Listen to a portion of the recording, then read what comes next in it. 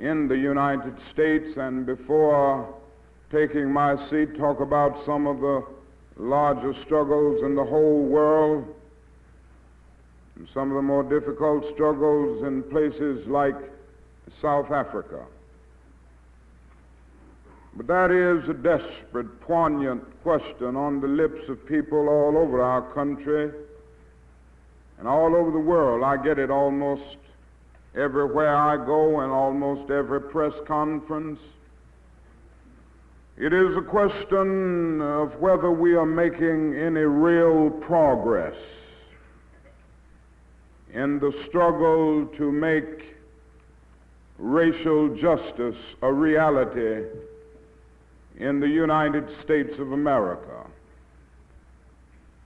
And whenever I seek to answer that question, on the one hand, I seek to avoid an undue pessimism.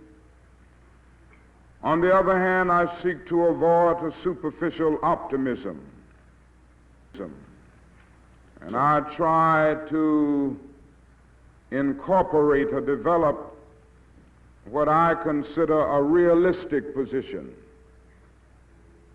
by admitting on the one hand that we have made many significant strides over the last few years in the struggle for racial justice, but by admitting that before the problem is solved, we still have numerous things to do and many challenges to meet. And it is this realistic position that I would like to use as a basis for our thinking together tonight as we think about the problem in the United States. We have come a long, long way, but we have a long, long way to go before the problem is solved. Now let us notice first that we've come a long, long way, and I would like to say at this point that the Negro himself has come a long, long way in re-evaluating his own intrinsic worth. Now, in order to illustrate this, a little history is necessary. It was in the year 1619 when the first Negro slaves landed on the shores of America.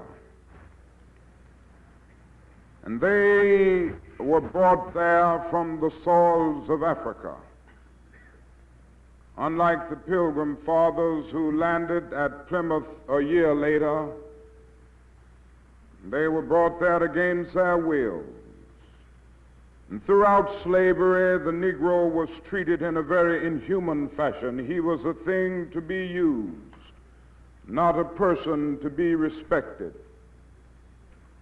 The United States Supreme Court rendered a decision in 1857 known as the Dred Scott decision, which well illustrated this whole idea and which well illustrated what existed at that time. But in this decision, the Supreme Court of the United States said in substance that the Negro is not a citizen of the United States. He is merely property subject to the dictates of his owner. And it went on to say that the Negro has no rights that the white man is bound to respect. And this was the idea that prevailed during the days of slavery. With the growth of slavery, it became necessary to give some justification for it. You know, it seems to be a fact of life that human beings cannot continue to do wrong without eventually reaching out for some thin rationalization to clothe an obvious wrong in the beautiful garments of righteousness.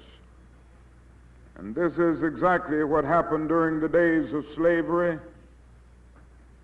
There were those who even misused the Bible and religion to give some justification for slavery and to crystallize the patterns of the status quo. And so it was argued from some pulpits that the Negro was inferior by nature because of Noah's curse upon the children of Ham. And then the Apostle Paul's dictum became a watchword: servants, be obedient to your master. And one brother had probably read the logic of the great philosopher Aristotle. You know, Aristotle did a great deal to bring into being what we now know as formal logic in philosophy. And in formal logic, that is a big word known as the syllogism, which has a major premise, a minor premise, and a conclusion. And so this brother decided to put his argument for the inferiority of the Negro in the framework of an Aristotelian syllogism.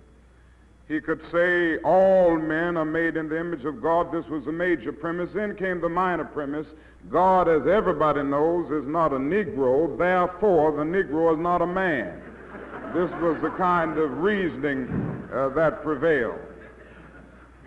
Well, living with the conditions of slavery and then later segregation, many Negroes lost faith in themselves.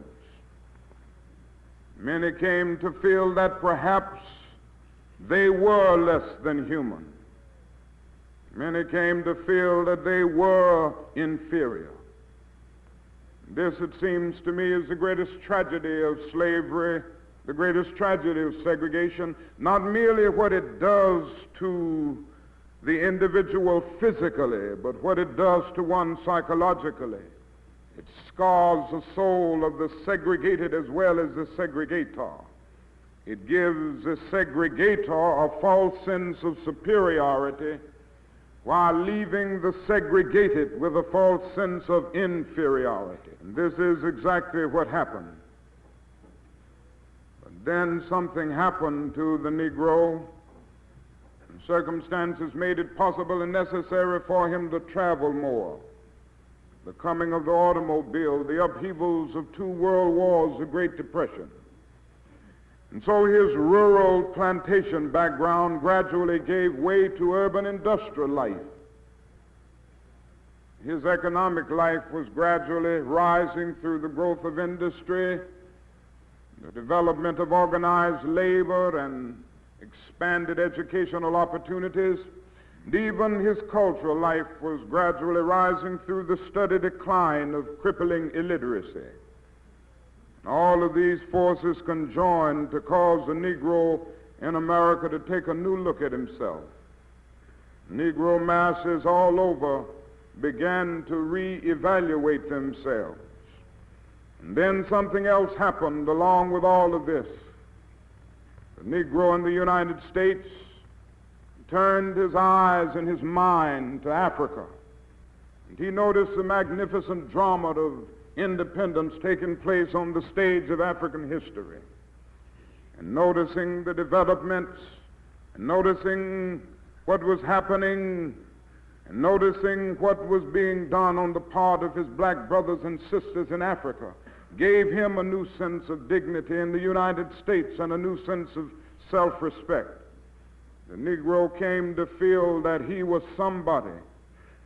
His religion revealed to him that God loves all of his children, and that all men are made in his image, and that the basic thing about a man is not his specificity but his fundamentum, not the texture of his hair or the color of his skin, but his eternal dignity and worth. And so the Negro in America could now cry out unconsciously with the eloquent poet, "Fleecy locks and black complexion cannot forfeit nature's claim. Skin may differ, but affection dwells in black and white the same. And were I so tall as to reach the pole or to grasp the ocean at a span, I must be measured by my soul. The mind is the standard of the man." And with this new sense of dignity and this new sense of self-respect, a new Negro came into being with a new determination to suffer, to struggle, to sacrifice, and even to die if necessary in order to be free. And this reveals that we have come a long, long way since 1619. But if we're to be true to the facts, it is necessary to say that not only has the Negro re-evaluated his own intrinsic worth, the whole nation has come a long, long way in extending the frontiers of civil rights. And I would like to mention just a few things that have happened in our country which reveal this. 50 years ago, or even 25 years ago, a year hardly passed when numerous Negroes were not brutally lynched by some vicious mob. Fortunately, lynchings have about ceased today. If one would go back to the turn of the century, you would find that in the southern part of the United States you had very few Negroes registered to vote. By 1948, that number had leaped to about 750,000. In 1960, it had leaped to 1,200,000. And when we went into the presidential election just a few weeks ago, that number had leaped to more than 2 million. We went into that election with more than 2 million Negroes registered to vote in the South, which meant that we in the civil rights movement, by working hard, have been able to add more than 800,000 new Negroes as registered voters in the last 3 years. This reveals that we've made strides. And then when we look at the question of economic justice, there's much to do, but we can at least say that some strides have been made. The average Negro wage earner who is employed today in the United States earns 10 times more than the average Negro wage earner of 12 years ago. The national income of the Negro is now a little better than $28 billion a year, which is more than all of the exports of the United States and more than the national budget of Canada. This reveals that we have made some strides in this area. But probably more than anything else, and you've read about it so much here and all over the world, I'm sure, we have noticed a gradual decline and even demise of the system of racial segregation. Now, the legal history of racial segregation had its beginning in 1896. Many people feel that racial segregation has been a reality in the United States a long, long time, but the fact is that this was a rather recent phenomenon in our country, just a little better than 60 years old. And it had its legal beginning with a decision known as the Plessy versus Ferguson decision, which said in substance that separate but equal facilities could exist, and it made the doctrine of separate but equal the law of the land. We all know what happened as a result of the old Plessy doctrine. There was always a strict enforcement of the separate, without the slightest intention to abide by the equal. And the Negro ended up being plunged into the abyss of exploitation, where he experienced the bleakness of nagging injustice. But then something marvelous happened. The Supreme Court of our nation in 1954 examined the legal body of segregation, and on May 17th of that year pronounced it constitutionally dead. It said in substance that the old Plessy doctrine must go, that separate facilities are inherently unequal, and that to segregate a child on the basis of his race is to deny that child equal protection of the law. And so we've seen many changes since that momentous decision was rendered in 1954. It came as a great beacon light of hope to millions of disinherited people all over our nation. Then something else happened, which brought joy to all of our hearts. It happened this year. It was last year after the struggle in Birmingham, Alabama, that the late President Kennedy came to realize there was a basic issue that our country had to grapple with a sense of concern and a sense of immediacy. He made a great speech a few days before, rather it was really on the same day that the University of Alabama was to be integrated, and Governor Wallace stood in the door and tried to block that integration. And Mr. Kennedy had to have the National Guard federalized. He stood before the nation and said in eloquent terms, the problem which we face in the area of civil rights is not merely a political issue. It is not merely an economic issue. It is at bottom a moral issue. It is as old as the Scriptures and as modern as the Constitution. It is a question of whether we will treat our Negro brothers as we ourselves would like to be treated.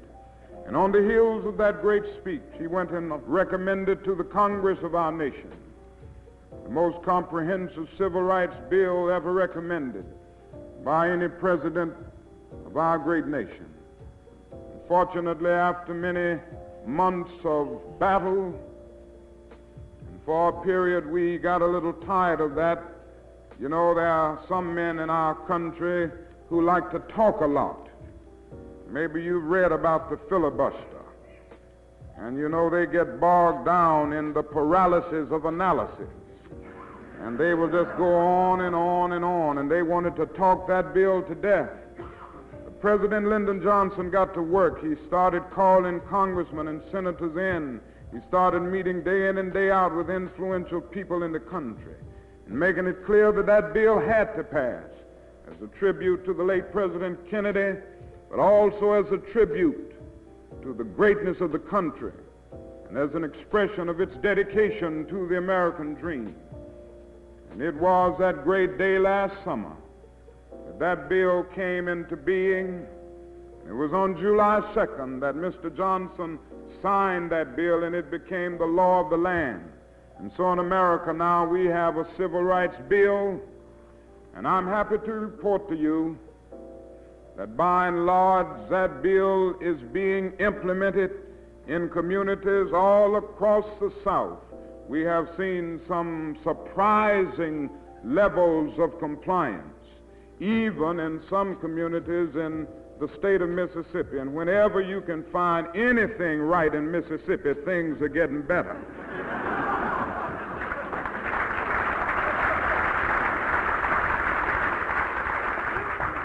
And so we've come a long, long way since 1896.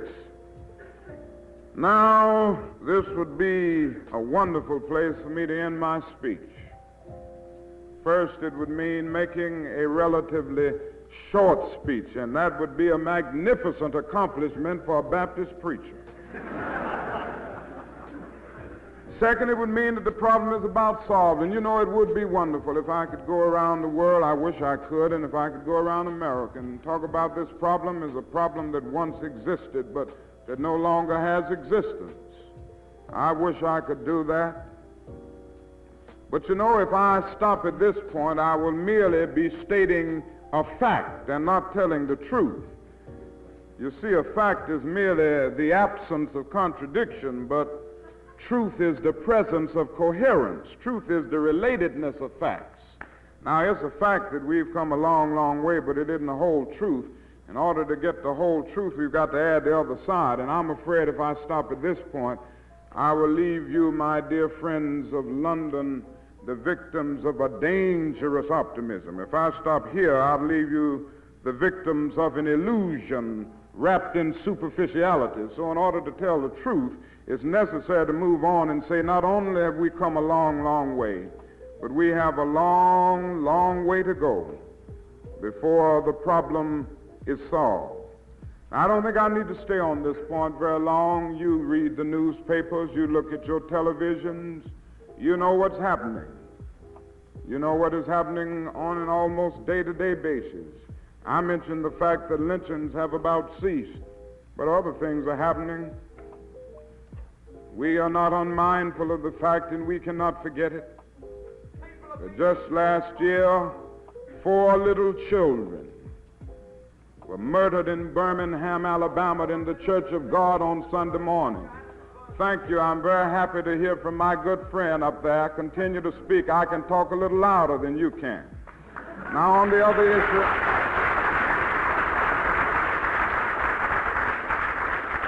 we can never forget the fact that just this summer, 3 civil rights workers were brutally murdered near Philadelphia, Mississippi. All of this reveals to us that we have not achieved the level of brotherhood. We have not achieved the brotherhood that we need and that we must have in our nation. We still have a long, long way to go. I mentioned voter registration and the fact that we had been able to add about 800,000 new registered voters in the last 2 or 3 years, the fact that it's over 2 million now. I guess that sounded like real progress, and it does represent some progress. But let me give you the other side, and that is the fact that there are still more than 10 million Negroes living in the southern part of the United States, and some 6 million of the Negroes living in the southern part of the United States are of voting age, and yet only 2 million are registered. And this means that 4 million remain unregistered. Not merely because they are apathetic, not because they are complacent. This may be true of some few, but because all types of conniving methods are still being used to keep Negroes from becoming registered voters. Complex literacy tests are given which make it almost impossible for anybody to pass the test, even if he has a PhD degree in any field or a law degree from the best law schools of the world. And then actual economic reprisals are often taken out against Negroes who seek to register and vote in some of the black belt counties of Mississippi and Alabama and other places. And then some are actually faced with physical violence and sometimes physical death. This reveals that we have a great deal that must be done in this area. I mentioned economic justice, and I'm sure that that figure, $28 billion, sounded very large. That's a lot of money. But then I must go on and give you the other side if I'm to be honest about the picture. And that is the fact that 42% of the Negro families of the United States still earn less than $2,000 a year, while just 16% of the white families earn less than $2,000 a year. 21% of the Negro families of America earn less than $1,000 a year, while just 5% of the white families earn less than $1,000 a year. And then we face the fact that 88% of the Negro families of America earn less than $5,000 a year, while just 58% of the white families earn less than $5,000 a year. So we can see that that is still a great gulf between the haves, so to speak, and the have-nots.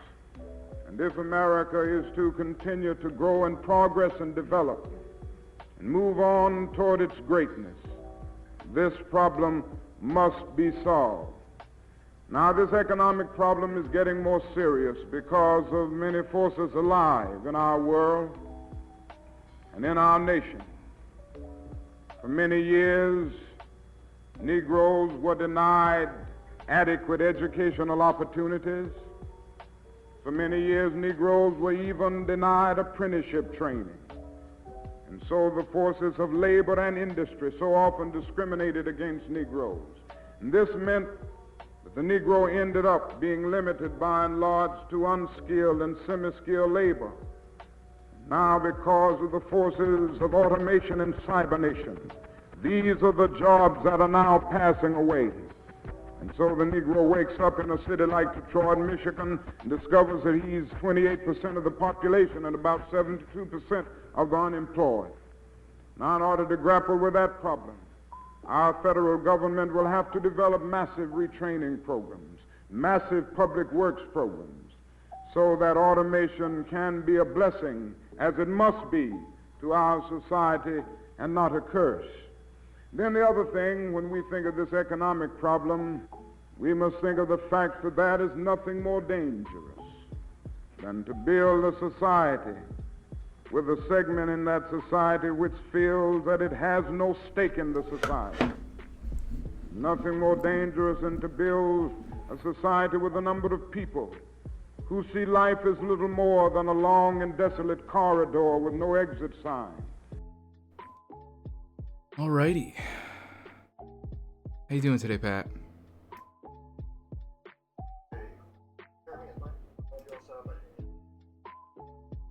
On the 8 ball today, I had a lot of schoolwork to do, catching up on things. Been pretty much working on one project or another all day. I made a pretty fucking insanely good baked ziti before, and I'm still blown away by how good it was. Oh, that's nice. Yeah. How are you, That's chat? nice. How are you all doing? Sin Chow, what's up? Cicero, Hash Kush, what's up? Matt, good to see you today. The off left Johnny Harris. What's the off left Johnny Harris? That would be unelectable airwaves. Sabs, I'm coming through good. Yeah, you're fine. It was me. I fucked up my audio. Acoustic, what's up? Oh, was I muted the whole way? Not like the whole way, you know. Okay. The point is they can hear you now, you know. That's what's really important. So, chat, we come to probably one of our saddest chapters yet. Don't spoil it. All right, fine. I won't spoil it, but I will tell you. They don't know what happens. I will tell you this, though. Subversive History is a multimedia community project seeking to bring attention to the revolutionary struggles of the world's often unsung and frequently misunderstood sectors. These are the stories of the demonized, vilified, whitewashed, or otherwise forgotten campaigns against imperialism, colonialism, capitalist exploitation, and racial apartheid. The orthodoxy of Western hegemony has often labeled these dissidents as subversive, and these are the struggles we aim to illuminate. And boy howdy are we going to illuminate some subversive history today with Illuminated that chapter 8 with a second quotation mark, but Oh shit. What did I do? No, that was me. That was my slide. I didn't put the other quotation part in the quote there. If it makes you feel any better, the little thing we got scrolling across the top of the screen, the screen is wrong. We're always doing fine. We're always doing good. We're always doing just good enough, you know. It's Just never good perfect, but it's functionally functional. Yeah, you know. What? Why does that fat? What? Just wanted to make sure I didn't fuck up the little thingy. All right, whatever. It's fine. It's fine. Evening, euphoric acoustic. Fools.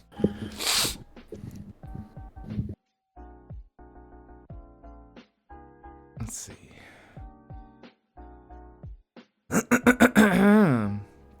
So yeah. You know what's something? Actually, I'll bring this up at the end. What? But it's No, I want to bring it up. I want to bring it up towards the end because Alright. it's more appropriate too. But, Hey, you were never into like Twitter drama, right? no, I literally don't really. I don't have a Twitter. The only Twitter I ever made was for this thing, and then I just gave you the login to it. I don't even use it. I thought of a name today that I haven't thought of in like 3 years, and the name is Thorn Melcher, and they were like this like not like left, but like Yo, Sam, what's up? leftish. What's up, Sam? Thorn Melcher was like this like conspiracy person that like, had literally like a bubble chart with like lines going to all these different names at one point that they like posted on Twitter. And then I think it turned out like they worked for like Raytheon or something at some point. And Yeah.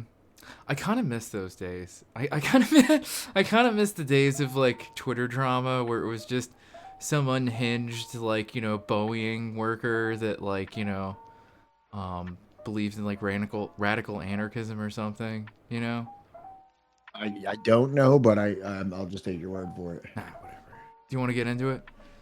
If you want, yeah. All right. Yeah, well, if you got any other ground to cover here. No. That's it. I can't believe that we're doing 2 days in a row. We're almost like, legit streamers at this point. Yeah, it's almost like we're professionals.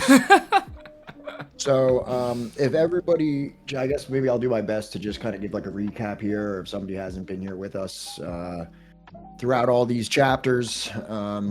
This is The Sword of the Shield, The Radical Lives of Malcolm X and Martin Luther King. We went through an entire biographical introduction, their ascent onto the world stage of politics and the civil rights movements. We covered many flagship events of the civil rights movement, the Montgomery bus boycotts, the Birmingham situation, the Freedom Rides, international travel, international relationships, and international philosophy of Martin Luther King and Malcolm X. And now this time period that we're in right now is right at the end of 1964. Kennedy, dead. Kennedy's dead, which means Lyndon B. Johnson comes in. And we're essentially right at the precipice of the signing of the Civil Rights Act of 1964, which, if you were here in the beginning, this book, the introduction to this book is when Malcolm X and Martin Luther King first meet each other in person, which is at the filibuster for the Civil Rights Act, which, for those of you who don't know, the filibuster is like an intentional interference that they tried to hold up the bill. It was a combination of Republicans and whatever you want to call them, Dixiecrats, Democrats, Southern Democrats who are not in favor of integration. So now Kennedy is dead, Johnson has stepped up, and Johnson is, at least in public, enthusiastically advocating for the passage of the Civil Rights Bill. And that brings us to where we are right here at this slide. Let's get into that. So the occasion that drew Malcolm and Martin to the Senate proved to be a historic turning point. The Civil Rights Bill, H.R. 7152, consisted of legislation that banned discrimination in employment and dramatically increased federal power to end racial discrimination in public life and file suits on behalf of racially integrated schools. The bill was first proposed by President Kennedy, but evolved in the months after his assassination. Aided through the legislative process by a coalition of liberal Democrats and Republicans in the Senate and the House of Representatives, who bypassed a coalition of Dixiecrats and conservative Republicans, such as Arizona Senator Barry Goldwater, to pass the bill on July 2nd. The combined might of grassroots pressure from below and skillful legislative maneuvering from the Johnson administration above aligned the political stars to achieve the most expansive measure of racial justice since Reconstruction. So little outline there. Can you just move ahead one slide? Let me see if this is the video. Great. So this is a video that goes into the Civil Rights Act, like just kind of like the specifics of the bill, but also it's a really, really convenient overview. I know I just gave an overview, but I'm a little bit burnt out right now from doing all that schoolwork. I pretty much was doing schoolwork right up until about 10 minutes ago. So I am pretty much like been just on go mode all day. So maybe this little video can just kind of give you a summary of everything we've been talking about. I thought this was really convenient. It's just an 8-minute video, brings us to where we are, covers a lot of things we already covered. All right, let me just mute that. The 1964 Civil Rights Bill was the most significant piece of legislation in 20th century U.S. history. Systematic racial prejudice was the greatest stain on America's reputation, and the 64 bill did much to remove it. With its passing, the federal government upheld substantial laws against racial discrimination and paved the way for a full redress of a damaging problem. After the American Civil War and the first Reconstruction, the ex-Confederate states relapsed into segregation. A network of racist fiats termed Jim Crow laws saw that public facilities, washrooms, water fountains, hotels were segregated. The justice system overwhelmingly favored whites, and jobs were limited to the menial. In the South, segregation founded on the separate but equal doctrine established in Plessy v. Ferguson 1898 meant that blacks were confined to second-class status. This was mirrored by de facto segregation in the North. Although not legally inferior, Northern blacks were not able to access good-quality housing or jobs. In response, CR advocacy groups were formed throughout the early 20th century. The Big Four were the National Association for the Advancement of Colored People, formed in 1909, the Congress of Racial Equality, formed in 1942, Southern Christian Leadership Conference, formed in 1957, and the Student Nonviolent Coordination Committee, formed in 1960. Each lobbied the government, and together they coordinated protests. The federal government did little in response. Southern politicians vetoed any attempts to pass legislation. Blacks didn't have the ability to wield their vote in protest, and the ex-Confederate South was uniformly opposed to racial advancement. President Roosevelt had maintained popularity among low-income blacks with his New Deal policies. And President Truman desegregated the Army in 1948, but little was done to improve the lot of the average black citizen. A few racial incidents, such as the murder of Emmett Till, the aborted registration of Autherine Lucy at Alabama University, and the Montgomery bus boycott, had given the issue some exposure in the North, but ignorance and inertia of modern whites continued to be an issue. In front of a bus. Like, in 1954, the separate but equal doctrine was rejected by the Supreme Court in Brown v. Board of Education. Its unanimous ruling that segregated public schools were inherently unequal mandated the federal government to desegregate schools, paving the way for a series of crises that would expose Southern prejudice.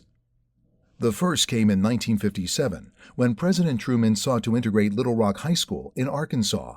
He deployed federal troops when Governor Orville Faubus opposed the ruling and ultimately saw that the school was integrated.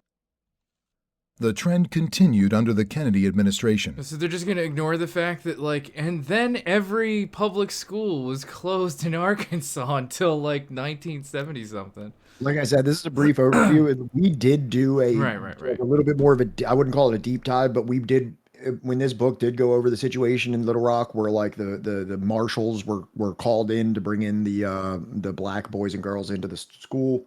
We did watch a video on this. We talked about this, so it's in the VOD somewhere. If you want to know more, I'll upload it to the YouTube soon. All right, just give me a minute. All right, I'm not coming at you. I'm just saying. Throughout the early 1960s, a number of racial crises put pressure on the administration to do something significant. In the Freedom Rides of April 1961, two groups of activists tested the Supreme Court ruling that all interstate travel facilities must be desegregated by riding buses throughout several southern states. They were met in Anniston, Birmingham, and Montgomery by groups of white supremacists. Their buses were burned, and the activists were savagely beaten. There was clear collaboration between the police and the KKK, and the Kennedy administration's actions were limited to damage control.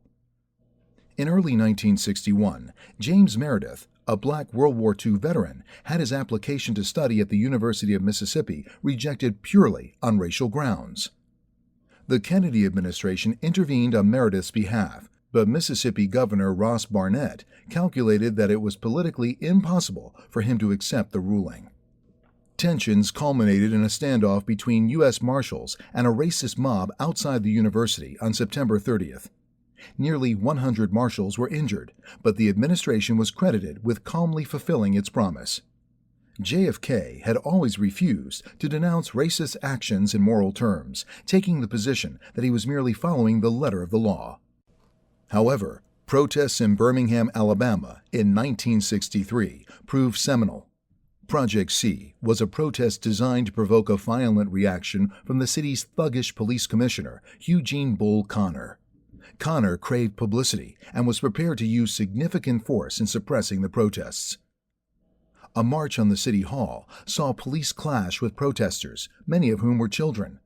The use of dogs and fire hoses produced horrific scenes that created an international outcry and spawned a sequence of national protests. Introducing legislation was now a viable political proposition. Before Birmingham, the lack of national awareness and feeling for the issue had meant the Southern caucus could dominate discussions of race. But now, JFK had a popular mandate to pursue legislation. This he did, giving a national address that called for legislation because it is right. His unprecedented moral tone committed the federal government to realizing substantive legislation. The legislation itself was remarkably broad. Emulating the 1875 Civil Rights Act, it included a public accommodations title, Title II, that outlawed discrimination in access to public facilities, as well as reaffirming and protecting the universal right to vote. It also strengthened both the Attorney General's authority to intervene in school desegregation cases and provisions against discrimination in federally funded institutions. JFK was assassinated before the bill could make substantial is progress. that terms of service? It had passed the Judiciary Committee, but languished in the Senate Finance Committee, headed by arch-segregationist Harry Byrd. I didn't even know they The had clear video. assassination was initially considered a hammer blow This is for like the playing cause. Diablo 2 while I watched these Vice videos. President Lyndon Johnson, who was a member of the Southern Caucus, had a poor voting record on civil rights and seemingly didn't have the I've never seen political that before. Have security other people to seen pursue that such a angle? That was risky like a initiative. Very vivid. However, Johnson That was like a dead-on angle, you know? Was that the Zapruder? I think so. He was just right at a parallel angle with him when, Yeah, when he dude. got that footage. Yeah. It was like perfectly lined up like that. Man, I'm tripping. I never actually saw it. There's actually like a couple different. I think there's more than one, but I know that the Zapruder had like, you know, remember like like if you were filming it on a movie, it was like Yeah. it was like right in front of the camera. yeah. was emotionally committed to advancing civil rights. In his first address to Congress as president, Look at this Johnson said, fucking "No memorial ancient-looking oration motherfucker or right here." eulogy could more eloquently honor President Kennedy's memory than the earliest passage of the Civil Rights Bill for which he fought so long." Johnson recognized that JFK's substantial income tax cut was hampering the Civil Rights Bill's progress. Johnson dislodged the tax bill by promising Harry Byrd that he would bring the national budget in below $100 billion. In doing so, he cleared the way for the Civil Rights Act, which passed the Rules Committee and House of Representatives with relative ease. The Senate was a different story. A Southern bloc of 18 Southern Democrats and one Republican, led by Richard Russell, was resolved to destroy the bill. Using Vice President Hubert Humphrey as a proxy, Johnson cajoled congressmen and senators into backing the bill. He crucially got Everett Dirksen and his votes on side, and in doing so won enough votes to pass a cloture vote.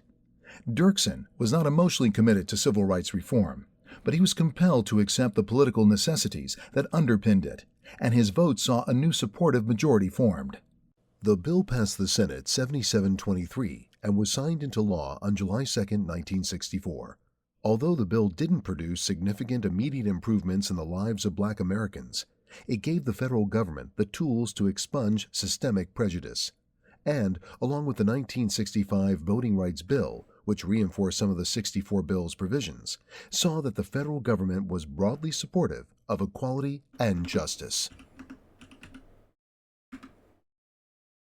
Right. I think that was like a very succinct like review of a lot of things we went over, and also just like a little bit more detail about the Civil Rights Bill in itself and the situation that between the more progressive elements of the American government versus the more regressive elements that were against integration. What is this? Oh, this is only 59 years after, you know, what we just watched. Mississippi lawmakers seek to return Jim Crow with a separate white system of justice. Yeah, this happened on the 13th. Oh, well. What was the actual proposal? What language did they use? According to Mississippi Today, the proposed new law would make the state's white Chief Justice of Mississippi Supreme Court, its white Attorney General, and its white State Public Safety Commissioner appoint new judges, prosecutors, and public defenders and police officers to run a new district in this city that includes all the city's majority white neighborhoods. So it would be appointing a separate, like, you know, ipso facto in a way, for, you know, all the counties or whatever that just so happen to be white would kind of go into one political system, one judiciary system, and then the remainder, which are the black or non-white neighborhoods, would essentially be funneled into a different type of judiciary system. Yeah, one that could be, you know, who knows what.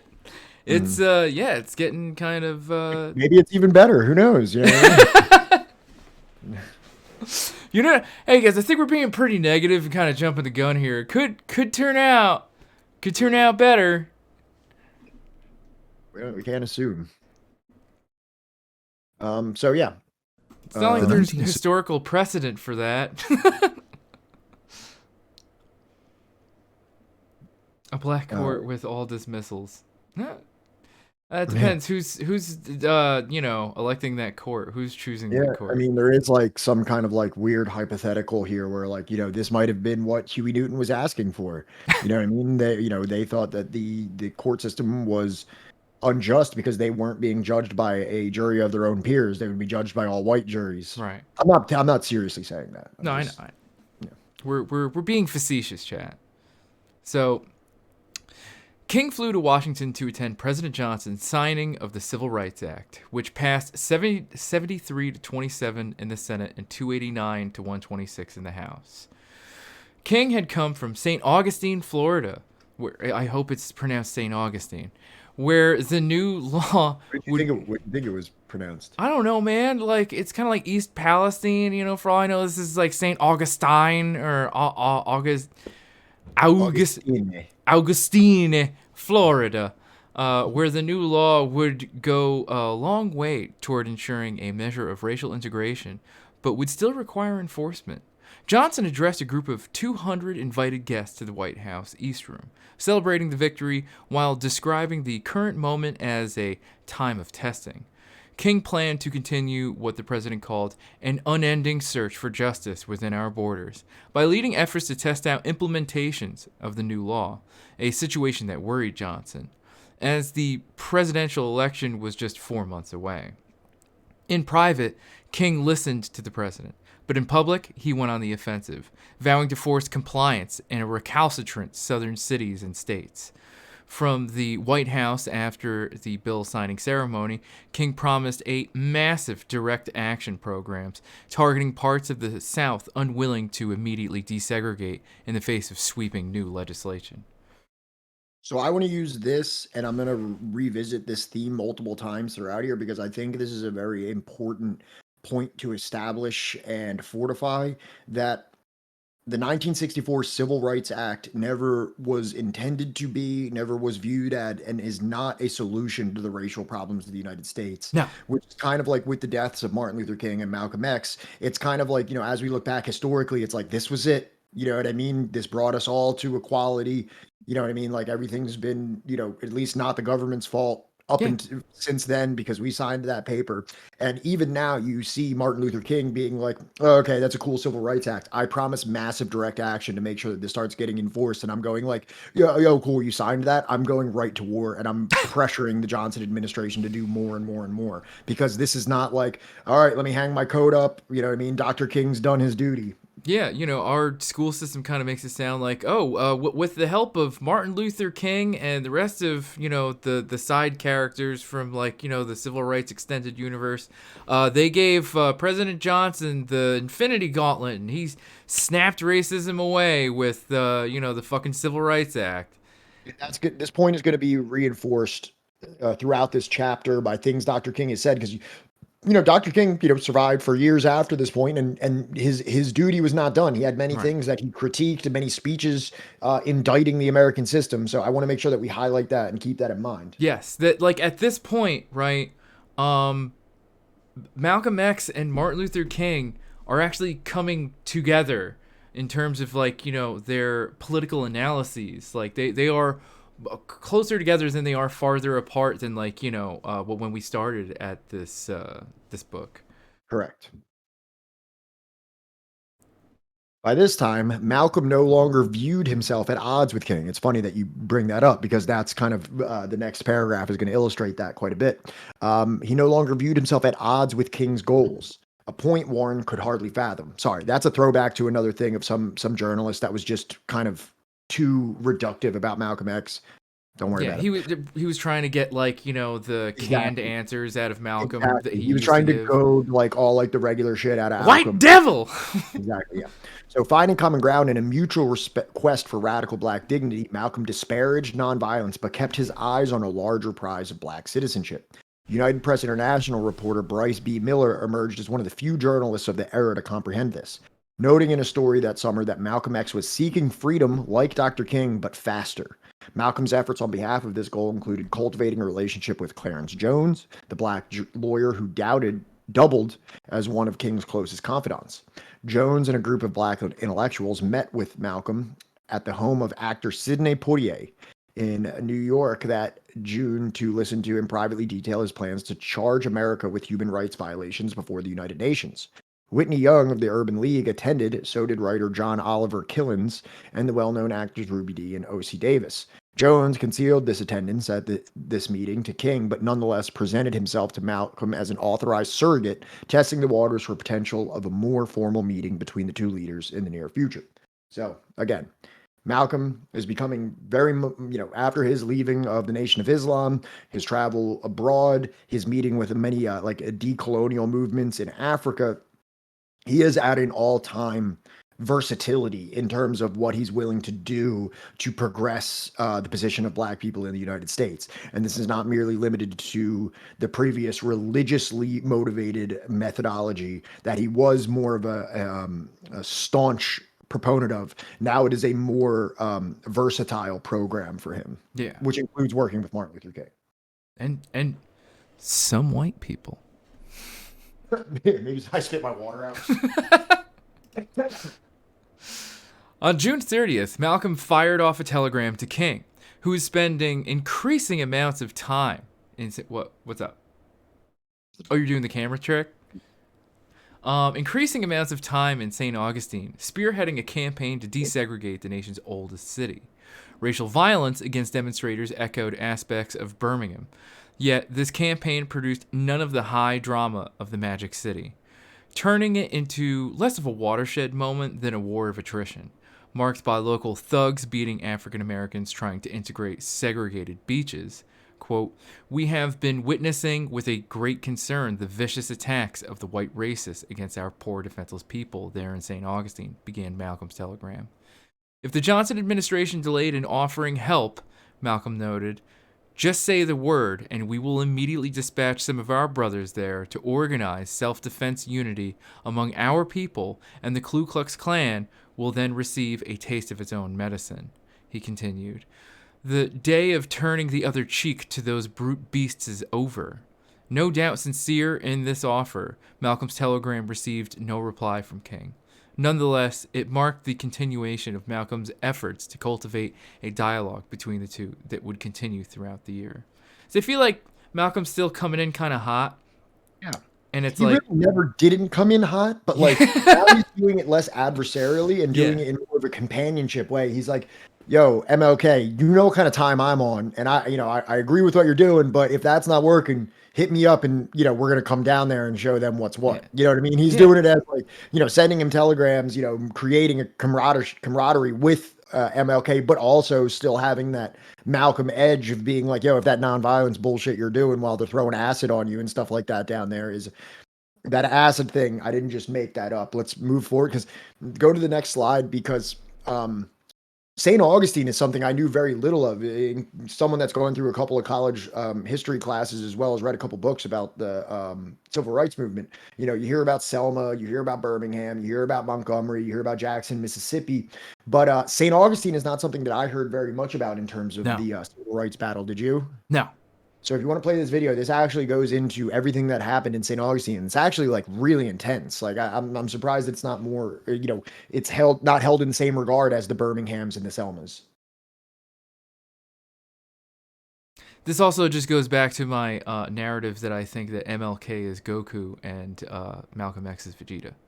Yeah, absolutely. That last slide really did embody that to significant degree. It's like, now that we're allies.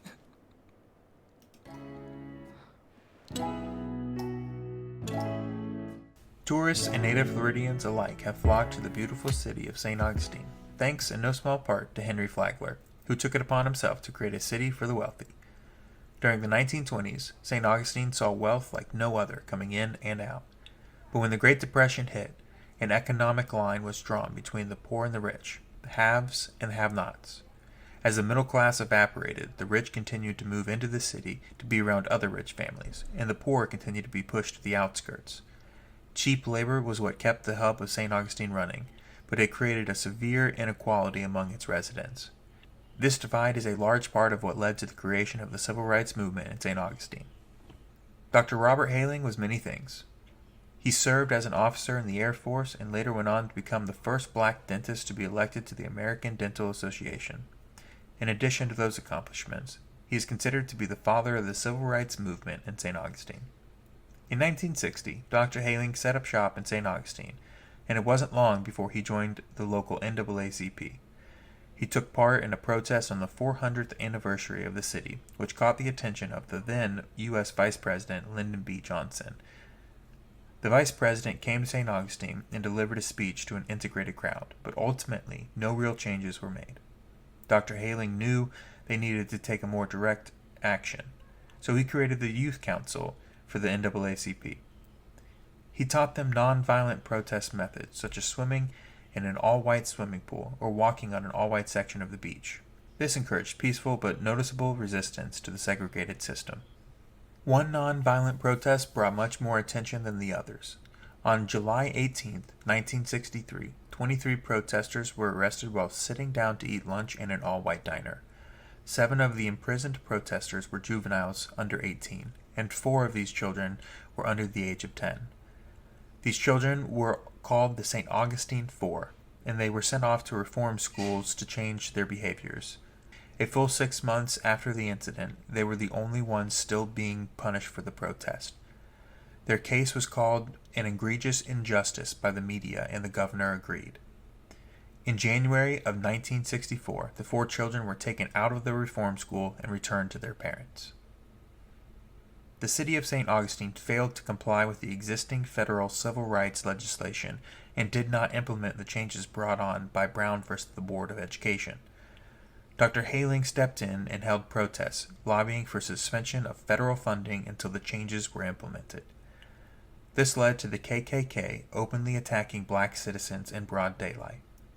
Dr. Haling believed in the nonviolent protests, but he also believed that he and others should be armed. He is quoted saying, "I and others are armed. We will shoot first and ask questions later." Yeah. And the Klan would ride into the... Whoa. Isn't that kind of like, against every single, image that we were given of, MLK growing up? What? We're armed, and we'll shoot first and ask questions later. It wasn't MLK that said that. Oh, shit. I fucking misheard that. That was this other organizer who they're saying they were talking about from the beginning. Black neighborhoods to attack innocent people. Haling and others would drive them off by shooting their own guns. Haley, that's... One night in September of baller as 1963, fuck. the Klan abducted Dr. Haling and 3 of his colleagues. They were taken to the outskirts of town, where over 100 Klansmen waited for them. The 4 men were beaten, kicked, and hit with chains, whips, and other clubs. The men would have been killed if not for the highway patrol. They were rescued, and the officers arrested the 4 white men at the scene. Dr. Haling thought, for once there would be justice, but instead, he and his colleagues, who were unarmed, were charged with assault. The 4 Klansmen were released shortly after their arrests, and the charges were dropped. Haling and the other 3 men were convicted of assault. What? In October of that same year, a car you filled with surprised at this KKK point? members rode through the black like, community and started shooting at I'd houses. be more surprised The if they community fired faced severe back, punishment. and someone managed to shoot a Klansman. Concerned with the escalating violence, the NAACP removed Haling from the Youth Council, which led him and others to contact the Southern Christian Leadership Conference and asked Martin Luther King Jr. for help. With Dr. King's help, the movement gained national attention. The SCLC and Dr. Haling enlisted an army of protesters from around the country during the spring break to come to the beaches of St. Augustine and protest in the all-white sections. Both black and white protesters participated in this protest. Dozens were arrested, including the 72-year-old mother of the governor of Massachusetts. Dr. King used this momentum to stage an event at the Monson Motor Lodge, an all-white hotel in St. Augustine. He and a group of black men were going to hold a sit-in at the lodge restaurant, but before they could even enter, they were arrested and jailed. While in jail, Dr. King wrote 17 rabbis all over the country and asked them to come down and try to finish what he started at the lodge restaurant. They complied, but they were also arrested, making it the largest amount of rabbis ever arrested at one time. The protest came to an explosive end when a group of protesters jumped over the fence of the motor lodge and into the swimming pool. The owner's response was to pour acid into the pool while they were swimming, and many of them were burned. This event was broadcast around the world as it was happening, I've seen which this helped image. spread the news and created a national outcry for change. The governor made a personal appeal to the people of St. Augustine. thing that I want to say to the people of St. Augustine and Florida particularly is that we must maintain law and order. That regardless of our feelings for or against certain people, for or against certain propositions, we have a task to perform, a society to maintain, and I anticipate that we will do it. The next day, President Johnson signed the Civil Rights Act into law. My fellow Americans, I am about to sign into law the Civil Rights Act of 1964. I want to take this occasion to talk to you about what that law means to every American. My fellow citizens, we have come now to a time of testing. We must not fail. Let us close the springs of racial poison. Let us pray for wise and understanding hearts. Let us lay aside irrelevant differences and make our nation whole. Let us hasten that day when our unmeasured strength and our unbounded spirit will be free to do the great works ordained for this nation by the just and wise God, who is the Father of us all. Thank you and good night. Wild.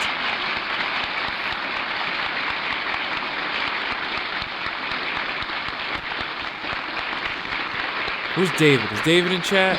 Was Lyndon Johnson a liberation theologist? I don't believe so. No, I know. I'm fucking wrong. He was trying to liberate Vietnam and what was the communism.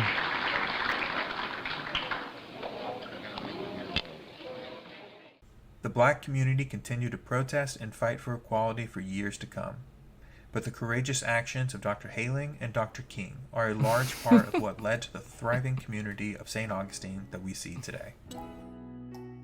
All right, so a little crash course on what went down in St. Augustine, probably one of the lesser known battlefronts of the civil rights movement, but nonetheless a grim sight of racial violence when you actually look into it, just even at the surface level.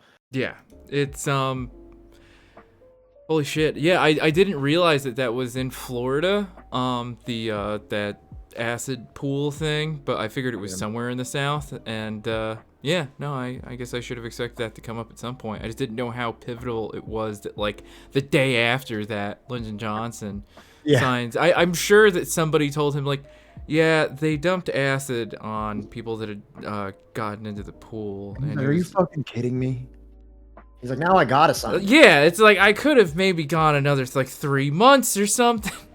And I don't mean to be like a specific or a pessimist throughout all of this, but a pattern you're going to see, and a pattern that's going to be further expounded upon in this slideshow, is when you see these politicians like Kennedy and Johnson get up on a microphone or a TV camera and they're speaking, they say really great things, and we definitely should acknowledge the progressivism that they are at least exhibiting compared to other politicians. Right. But you need to also keep in mind that they're doing many different things on the back end, and a lot of this was like not done out of the goodness of the heart, but done because the civil rights movement was becoming an untenable force of change. Right. And their hand was forced in many instances. So we're going to see that when we get up to the Mississippi Freedom Party in a little bit. I don't want to jump ahead too far, but not even just domestically, but internationally. You have, Malcolm and MLK becoming international people, like, well known. Yeah. Oh, So, I don't know, I forget what I was going to say. Is that a lot of these things, they get on this, that, once it becomes too much of a hot political situation for them to keep under wraps anymore, they will get in front of a camera and speak as though this has always been in their heart, and they're just, now I'm taking a stand now because this is what I believe is right. Yeah. When in reality, they were behind closed doors being like, is there any way we can get these people to shut up? Like, can we get them to cool down over there so I can get my reelection? Like that's a lot of what the conversation that was happening on the side. What is literally the bare minimum I can do? the Kennedy administration being like, yeah, but I need the Dixiecrats. Like, that's Right. like a conversation that was being had. Like, can I win this election if I alienate the Dixiecrats? So that means, like, will I allow, like, abominable racial violence to occur in Mississippi so I can make sure I get the vote? We'll see. That was kind of like the vibe. Right. And especially, like, Cicero Fields brings up an excellent point that, like, that governor puts out that public statement regarding how we have to follow the law, right? Yeah. And then, like, LBJ is like, all right. Well, I mean, if you're gonna allow people to, like, dump fucking acid on people for getting into a fucking swimming pool, right? That upset about somebody in a pool. Well, I mean, like, because there's that urban myth that, like, people legitimately believe that, like, if you swam in the same body of water as, like, a black person, that, like, somehow the melanin is gonna, get into you via osmosis. You'll catch the black. So, is this me? I think this is my turn, right? All right. So now we're moving forward from the St. Augustine situation. The police shooting of a 15-year-old black teenager from New York City drew King to Harlem. So he was in St. Augustine with that situation. Now he's up in Harlem. As local protests swelled into a full-scale riot. Malcolm X's return to Africa at the end of June had left a temporary vacuum among black militants eager to harness the community's outrage. King's reluctance to negotiate with Mayor Robert F. Wagner proved to be well-founded after 4 meetings produced no tangible concessions from City Hall. Demands for civilian police review board were ignored, and Wagner placed King in the position of advocating an untenable middle ground between revolutionary calls from Harlem activists, such as rent strike leader Jesse Gray, and the anti-black posture of Police Commissioner Michael Murphy, an old nemesis of Malcolm X, characterizing Murphy as unresponsive to the demands or aspirations of blacks. King caught a glimpse of the particular style of white power in New York that Malcolm had spent over a decade combating. Harlem pushed King to publicly demand more police accountability, a course of action that offered a prelude to his increasing political radicalism. The mayor had invited King to New York as a peacemaker, only to discover, to his chagrin, that the apostle of nonviolence remained most comfortable as a passionate truth teller. Harlem exposed King to a deeper reality of institutional racism that made him better able to understand Malcolm X's political rage, as well as the intractable forces that remained obstacles to the revolutionary changes that true justice required. So, again, civil rights is passed. We're not in the Jim Crow South. We're in Harlem. And 15-year-old kids are getting shot by police, and the mayor of New York City is not willing to, like, budge on a lot of the demands of these black neighborhoods. So, like, this just goes to further show that this is a endemic issue across the United States, not remedied by the Civil Rights Act, and also not just, like, particularly in these, like, backward southern areas like Jackson and Selma and things like that. This is happening in New York City as well at the same time. It's a little footage. This is something that I don't know why I had such a hard time finding footage of this. It was like a 6-day riot that occurred. The kid's last name is Powell. 15-year-old kid killed by police in front of witnesses, and I don't think there was any type of action taken against the police officer, as you could assume at this point. No. So here's just some, like, footage of it. It's an old AP video. It's not really a very deep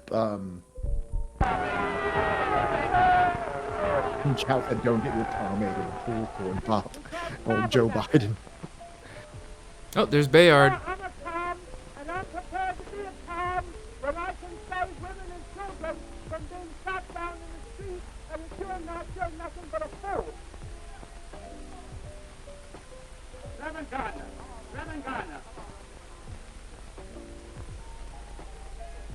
When please watch the light. We cannot take the law into our hands. We pay officers to protect us. In the name of God, please go home. In the name of God, please go home and protect the dignity of our Harlem community.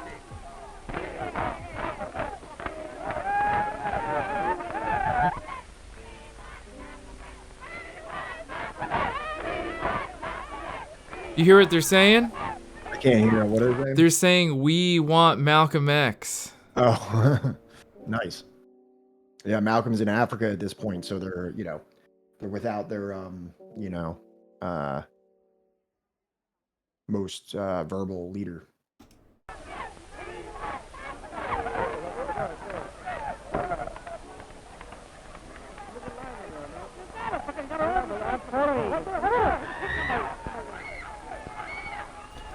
Easy.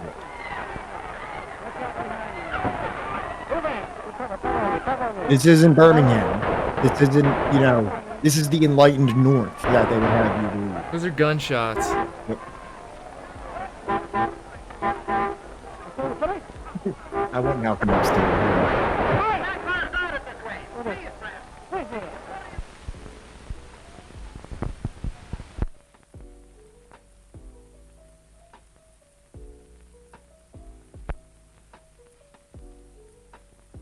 So yeah, this led to about 6 days of rioting. As you can see, it's still going on, but I forgot how much context they actually show in these old AP videos.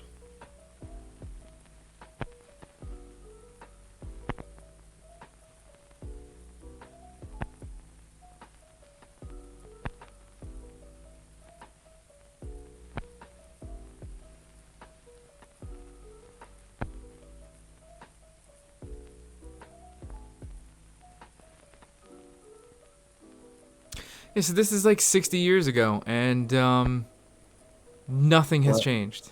Less, yeah. Technically less than 60 years ago, but almost exactly, yeah.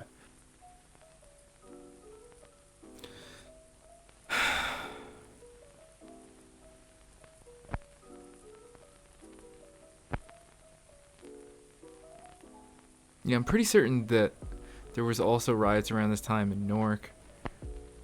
Mm-hmm. And I'm pretty sure this is close to the Watts riots as well.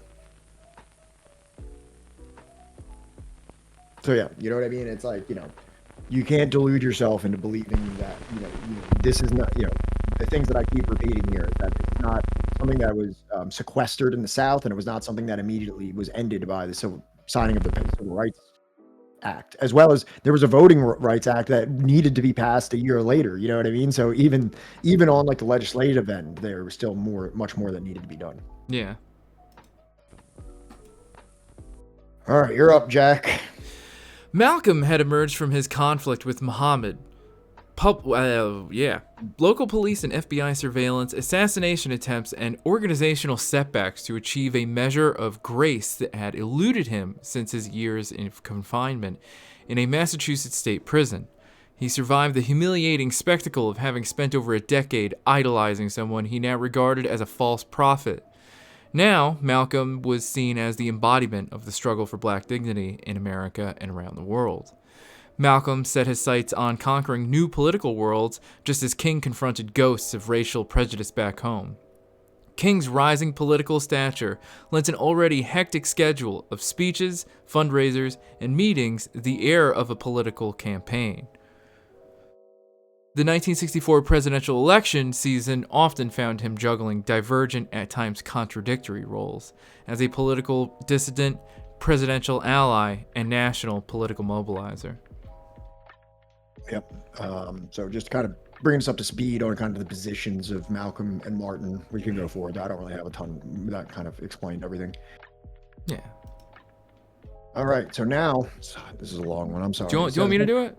No, I got this. All right. I'm such a terrible, sometimes I just can't abridge things or I don't know. I mean, this chapter especially, when I was reading it, I was like, how the fuck is he gonna fucking abridge this? Yeah, I think I waltzed through it in a way. You'll give me your opinion at the end, because this one was a little bit harder than others. Yeah. So, SNCC placed new pressure on King through the Mississippi Freedom Democratic Party. So this is an important part. The MFDP challenge to the state's all-white delegation set the stage for a historic confrontation at the Democratic National Convention in Atlantic City that August. MFDP delegates, led by sharecropper-turned-activist Fannie Lou Hamer, lobbied the Democratic Party officials, civil rights leaders, and labor organizers for a literal seat at the political table. This required either acquiescence from the state's Jim Crow political machine or their expulsion. Bayard Rustin supported the MFDP challenge, but his deep ties to big labor blunted his usual go-for-broke strategies, which elicited cries of betrayal from former Rustin disciples, who, most notably one young activist who screamed, "You're a traitor, Bayard, a traitor." Following a speech that called for surrender under the guise of recognizing the difference between protest and politics, Hamer's televised address on Saturday, August 22nd turned a formal credentials committee hearing into a riveting political drama. She recounted 2 years of racial terror in Mississippi, including a savage beating in tiny Winona for trying to register to vote. I didn't try to register for you, she told the plantation owner who had evicted her entire family after her initial registration attempt. I tried to register for myself. Hamer's failure to register to vote inspired a torrent of political will that shone through her plain-spoken eloquence. Her exposure of the hidden blight in the recesses of American democracy was enough for Lyndon Johnson to launch an impromptu news conference expressly meant to interrupt her live testimony. Behind the scenes, Johnson threatened, bullied, and cajoled allies, surrogates, and his presumed running mate, Minnesota Senator Hubert Humphrey, into squashing the MFDP's efforts, which he interpreted as a threat to party unity and ultimate victory in November. So, this is exactly what I was talking about with Lyndon Johnson. You can get up in front of the camera, you can sound great, you can appeal to this side, you can appeal to that side, but in the back, now there's threatened to be some kind of an internal issue. It's not you versus the Dixiecrats or you versus the Republicans. Now we're further splitting the Democratic Party with this, rebellious, these rebellious activists in Mississippi who actually want like table representation. Right. And they are demanding it. And this is causing a lot of inconveniences. While it's obviously the right thing to do, you have Lyndon Johnson all over on the back end, behind the scenes, trying to squash this. So throughout this presentation that we've done here on Subversive History, on Martin Luther King, on Malcolm X, and the Civil Rights Movement, we've done our best to highlight some of the lesser known characters like Ella Baker and Stokely Carmichael and Bayard James Rustin. Bayard Rustin. Now this brings us to another like absolutely essential person in this, Fannie Lou Hamer. If you move forward, there's a little video here that is going to go over this whole Mississippi Freedom Democratic Party as well as her contribution to this whole thing. This is really an excellent video, but I have to pee. Nope. Move towards August. Nope. Just give me one sec. What? Why can't I just... There we go.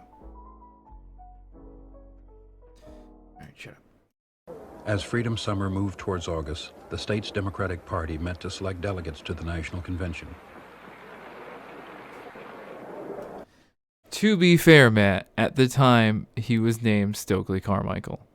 As usual, blacks were not allowed to participate, but this would be no ordinary election year. 2 weeks later, the Mississippi Freedom Democratic Party chose its own delegates to challenge the right of the all-white regulars to represent the state. The MFDP emphasized that it was open to all citizens. The Mississippi Freedom Democratic Party is only beginning, and it is beginning on the basis that it believes that a political party should be open to all the people who wish to subscribe to its principles. That means it's open to even the son of the planter on whose plantation you work, if that son has reached the point that he's willing to subscribe to your principles. The MFDP delegation of 64 blacks and 4 whites prepared to leave for Atlantic City. Their goal was to be seated at the Democratic National Convention as the true representatives of their home state. For many, it was their first trip out of Mississippi.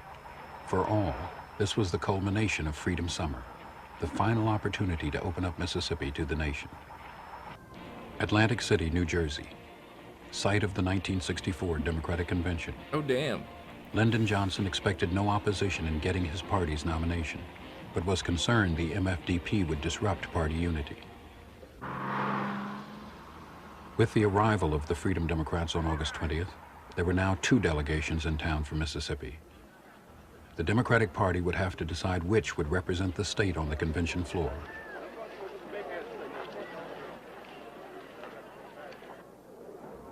That decision would be made by the Credentials Committee. On Saturday, August 22nd, America watched this nationally televised hearing.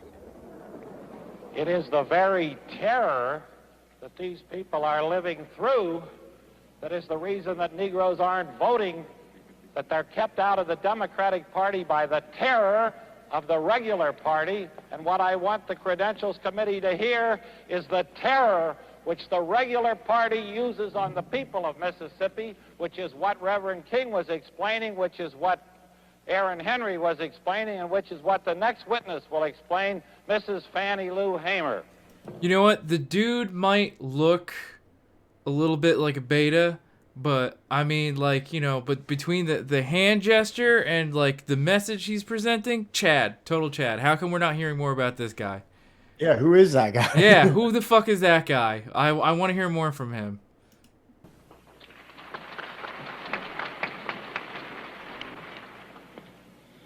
Mr. Chairman, and to the Credentials Committee, my name is Mrs. Fannie Lou Hamer, and I live at 626 East Lafayette Street, Rooseville, Mississippi. Sunflower County, the home of Senator James O. Eastland and Senator Stinnett. If the Freedom Democratic Party is not seated now, I question America.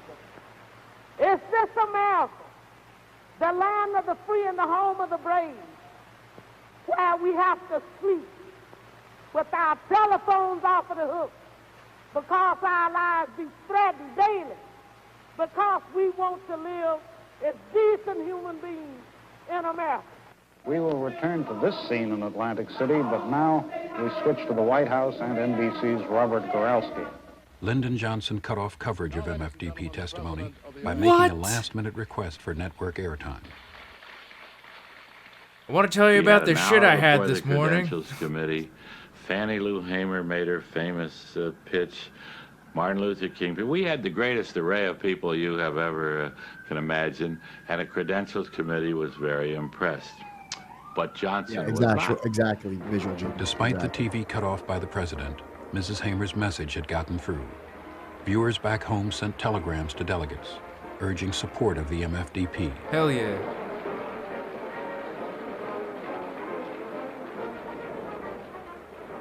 But President Johnson was afraid Southerners would desert the party if the MFDP were seated. He began pressuring liberals close to the Freedom Democrats. Senator Hubert Humphrey, a longtime champion of civil rights, was feeling that pressure. Many believed he would not be selected for the vice presidency unless he helped stop the MFDP. God, that sucks. My only interest in this is an attempt to try to bring about a reconciliation of views in the hopes to keep our... This is exactly the type of like slimy political shit that is happening under, you know, someone who's looked back on historically as the man who ushered in the civil rights movement, one of the most progressive presidents we've ever had or something like that. Sandwich that civil rights thing, you know, sandwich that between what he's doing now to the MFDP and then Vietnam later. Yeah. And it's like, you know, these are the things that we actually need to look at in terms of Lyndon B. Johnson's legacy. Or just wait till we get to like the next 2 chapters regarding like what happens to MLK the second he starts talking about Vietnam. Yeah, well, his true colors will come out. Imagine if you were MLK, right, and you did all of this, everything that we were going through from Birmingham to Jackson to Harlem to St. Augustine to Montgomery, and to go into jail multiple times, fire bombings to your house, you know, other civil rights members being murdered, you know, all of this civil rights things passing, and it's still not changing. No, you're still not getting the results that you've been fighting for. What does that do to a person who, like, you know, that almost certainly radicalizes a person, because it's like, I've been trying my hardest to do this by the book for years and years and years, and I'm watching people suffer and die because all of the things that we're being asked for aren't actually being realized in a material sense. I'm becoming disenfranchised with the political system. I'm becoming disenfranchised with the government and the police. It brings someone to a different level than maybe you were talking in 1961. Kind of makes you know, Malcolm X seem actually pretty reasonable. It makes it seem like, you know what, I think maybe he might be onto something. I think Malcolm X might have been one of the most reasonable people to emerge from the situation. DP. My only interest in this is an attempt to try to bring about a reconciliation of views in the hopes to keep our convention united with one objective: to defeat Mr. Goldwater in November and to carry forward the democratic program. Humphrey assigned Walter Mondale, his young protege from Minnesota, to work out a solution. See, everybody was trying to think of something that was simple and would solve it and would satisfy everybody. The problem was there was no such solution. And so we'd go around and around and around, and everybody'd try this and try that, and writers would see if they could write around the problems, and philosophers see if they could dream of something to dream over the problem. It wouldn't go away. It had to be resolved. It had to be compromised, I think, in the way that we did it, and it was inevitable that some people would be unhappy. The committee did come up with a compromise. It offered the MFDP 2 seats at large, meaning they would not represent the state of Mississippi. It allowed the all-white regulars to be seated only if they would swear loyalty to the Democratic ticket. Finally, the committee promised to bar from future conventions any delegation guilty of discrimination. In response, all but 4 of the all-white regulars walked out of the convention. Wow. It may not satisfy everybody, the extremes on the right or the extremes on the left. But we think... Huh. Motherfucker. You gotta, we have, There it is. I imagine that the extremes of the left you're referring to are like Mary Lou Hamer and Martin Luther King. Yep. And the people on the right that you are looking to appease, I imagine, are Jim Crow segregationists that are pouring acid on people in swimming pools. We need a balance. We need a balance between these two poles, because we got the both sides in the chat. Oh, even we do. No. I just posted just because it's like I know. Marcus. It's probably one of the greatest emotes that like. Oh, God. Motherfucker! God damn! And this guy talking is literally the old guy that was talking right before this clip. Yeah, it's the senator from Minnesota. It is a just compromise. We think it is based soundly on the law. We think it clearly recognizes, without compromises, the basic devotion of this party to human rights. And we think it represents and sets the stage for the overwhelming victory of the man who, more than anybody else in the world, represents the cause of justice and law today, President Lyndon Baines Johnson. Lyndon Johnson announced that Hubert Humphrey would be his running mate before boarding the plane for the convention. In Atlantic City, the Freedom Democrats had not yet decided whether to accept or reject the compromise. We've got an offer to our people. We've got a great deal out of this. I think to call this a loss is a mistake. You were talking before of no compromise. Now you've got your 2 delegates in. The regular party's gotten 3. What'd you say, Pat? Sinchow knew who it was. They spelled it a little differently, but Sinchow was like, yeah, Joe Rohrer. Yeah, that's the guy's name. Joe Rohrer. Impressive knowledge of a very niche civil rights group. Well, it just said that he's their attorney now. I don't know if it said that before when he was talking, but right here it says attorney MFDP. Yeah, that's fine. So. You have a mistake. You were talking before of no compromise. Now you've got your 2 delegates in. The regular party's gotten 3. You think you've made substantial gains? I think we've made a terrific gain. You always talk no compromise at a convention until you get the best you can, and you quit. Are the leaders of the Freedom Democrats satisfied? I don't think so, and I don't blame them. Nobody ever gets all they want. The leaders of the regulars aren't satisfied either. They're going back to Jackson. Let my people go. Political allies and national civil rights leaders urged the MFDP to accept the compromise, but the Freedom Democrats voted overwhelmingly to turn it down. In the words of Fannie Lou Hamer, "We didn't come all this way for no 2 seats when all of us is tired."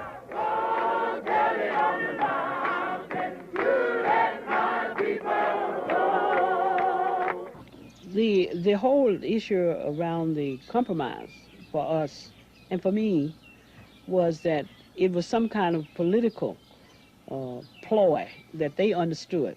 But for us, for Mississippi, it was what was right and what was wrong. It was, we had been done wrong. Our rights had been taken away. And you just couldn't issue some 2 seats at large to correct that. And it was a moral situation that had to be rightened. So it wasn't just a political something to get away with, is that we sit in the rooms and negotiate. You know, they knew about those kind of things, but we didn't. How to sit in the rooms and negotiate way and say, you know, we'll take the best of this, a piece of that. We went after what was right, and it was wrong the way we had been treated for hundreds and hundreds of years. Denied the right to register to vote, denied the right to participate in the political process, and that's what was going on. The MFDP delegates made one last appeal for national attention. They tried to sit in the seats abandoned by the Mississippi regulars. Hey, will you identify yourself for us, please? My name is Mrs. Peniel E. I'm the vice chairman of the Freedom Democrat Party. Where did you get the credentials to get into the building tonight, Mrs. Hamer? Some law friends of ours gave us an invitation to come in.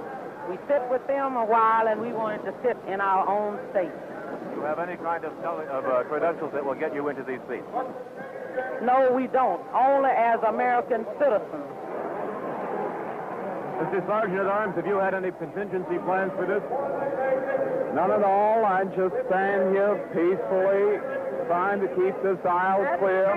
Down in Mississippi, when they are before the eyes of the world, they are peaceful and loving. And when they get back to Mississippi, it's, nigger, you can't come in here. Nigger, you can't come in there. Nigger, you get out.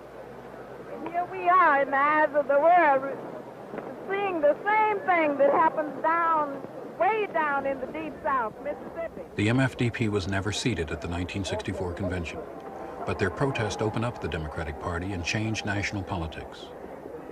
For some, Atlantic City ended in disillusionment. They had lost faith in America's leaders, but they had come to know their own power. God damn. Yeah. So like that's just like such a critical aspect to like consider of what is happening under Johnson and as Freedom Summer moved towards the Civil Rights Act of 1964. So I think this is you now. Yeah. So now we're bringing in MLK into the situation and where he stands on this whole MFDP situation. MSDP.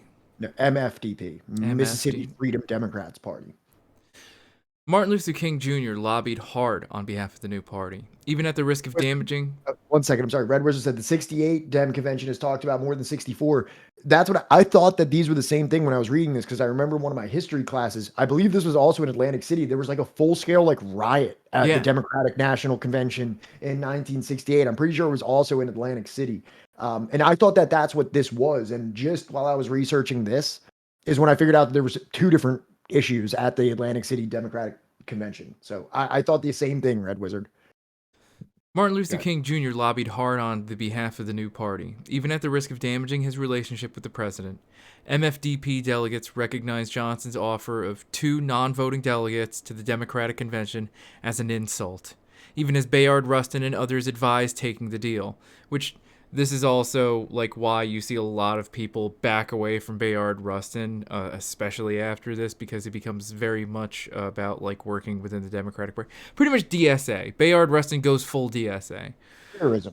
Yeah. It's careerism versus like fighting for like either what you believe in your heart or like what is actually, you know. Fucking Alexa Blair with MF Doom delegates.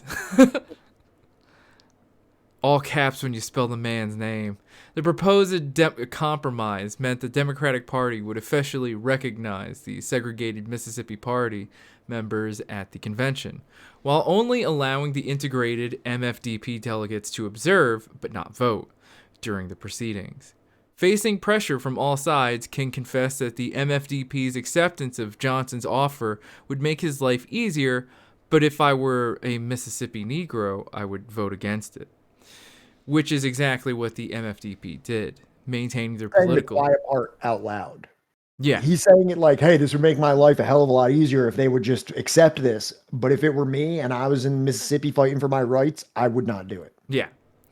Maintaining their political integrity in the face of a small and large betrayals that spanned from the United Auto Workers, lawyers, and political lobbyists all the way to the White House.